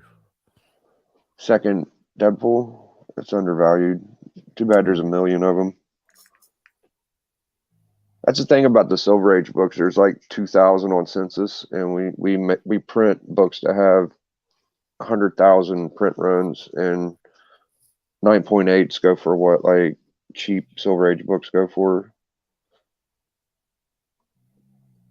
And that's so many early books obviously get destroyed because of world wars or depressions or financial crises and stuff like that. So they get fewer and fewer, and that's why there's not as many on the census. And obviously age is another major thing, but it gets harder and harder. That's why I don't envy guys going after Golden Age books because it's such a rarity thing as well as pricing. I mean, at some point we're going to get that way with Silver Age books too. Yeah, I tell my buddies that I feel like Silver Age and Golden Age, I feel like, of course, Golden Age is more expensive. But I think as years go by, the gap's going to shrink a little bit because people, of course, they know Batman and Superman and shit, but I think commonly they look at the 60s Jack Kirby Marvel stuff as the comic shit. So that's just my opinion. I feel like these, like Hulk 1 and AF-15 and FF1, those books are going to start catching up to the Tech 27 and Action 1 a little bit more. Well, obviously there was that AF-15 that beat Action Comics 1 in that auction. Yeah. Obviously that it's been dethroned since then, but at least it did actually beat that, which I never thought would happen. Well, it was just because it was a lower grade. If it was the same grade of book, it wouldn't have been close. So like we're talking like a 9.6 or 9.8 AI-15 compared to the last Sullivan Action 1 that was like a 4.0 or some maybe 8.0. Yeah, so if somebody finds like an 8 or a 9, you know, or anything sort of high, you know, either a Tech 27 or an Action 1, that is just skyrocket. I'll tell you another thing Doc pointed out to me was that about 2 years ago when there was that big sell for AF-15 at like 4.0 or some shit, it was signed by Ditko. So they set the fucking FMV really high, but people don't realize like Ditko signed that. Just getting a Ditko signature is like a $20,000 fucking thing. So on an AF-15, so it made the book look really good, and I think it helped more sales after that with it. So yeah, because Ditko was basically a recluse. You know, he was I've never seen a Ditko sig, bro. Never seen one. I've seen people get handwritten letters from Ditko. You used to actually be able to write to him, and he'd actually write back, and he would sign it. But that's all he would sign. I've actually seen quite a few of them. Damn. Even those notes from Ditko fetch a nice price. Yeah. Yeah, I saw one. I saw actually somebody had one on a heritage auction or something like that. Went for like 5 to 10K or something like that. It was literally just a, you know, hi John, thanks for your support, blah blah blah, signed by Steve Ditko, and went for like 5-10 grand. There are ones where he's like, thanks for your letter. You're an adult. You shouldn't be reading comics. Regards.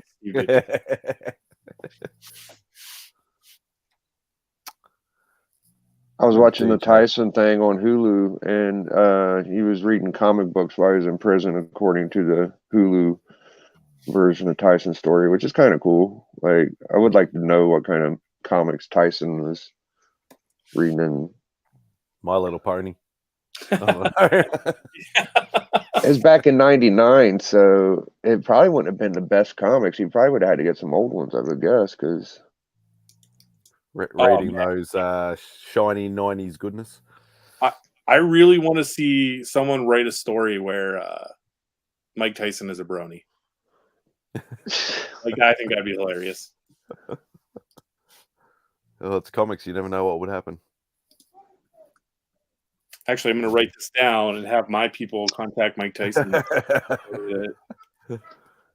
Somehow they were able to make that movie, exclude Tyson, not pay him shit, and fucking do it. So that's pretty interesting. That.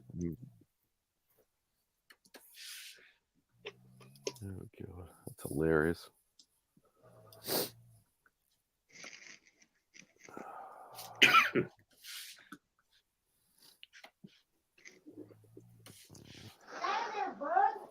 Well, my kid didn't have head start today, so I'm gonna have to get out of here in a few. But I enjoyed hopping on with y'all. Yeah, I think looks like Mark's not coming back anytime soon, so I'll probably just have to make the executive decision to end the broadcast, I suppose. I don't know. That's what happens when you leave it to somebody who doesn't know what they're doing with this shit. You did good, man. You went 3 hours. I mean, maybe someone will hop on in a minute. I was trying to hang out for a minute, but my kid's just too sugared up, dude. I better get in there. I'm coming, baby. I'm coming. DJ, you don't need to work. You can hop on. I better bounce. I'll holler at y'all. See ya. Later, Justin. Later, Spidey. Thanks. See you, mate. Yeah, you've pretty much you're pretty much just working away there anyway. So yeah, so I'm not much of a co-host. So I can unless I ask a question that you like stretch out the answer for like 5 minutes. Yeah, which I'm not very good at. I'm like, yes, that's correct. I suppose I better do what Rob does and do. Hang on, let me see if I can find this crap. See what I know, if I know what I'm really doing. Do all this sort of stuff. Justin comments, cleaning and pressing, $10 book, blah blah blah blah. Hang on, where's the? That's what I'm looking for. Join the Legion, channel membership. get all loyalty badges and custom emojis and yada, yada, yada. There is all the Legion members. And don't forget that he's also sponsored by Big Time Collectibles, which have some pretty cool, awesome covers. Man, you're a pro at this. Yeah. All right. Where's the chat? Hang on, I got to go back to that now. All right. Thank you, everybody, for tuning in. Mark's obviously not popping back, so I'm going to end this so I can actually go to bed, seeing it's almost 1 a.m. over here. Sounds like a plan. So I'm going to do that. All right. Thank you, everybody. Hope you have a good morning, night, wherever you are. Do that thing that Mark usually does.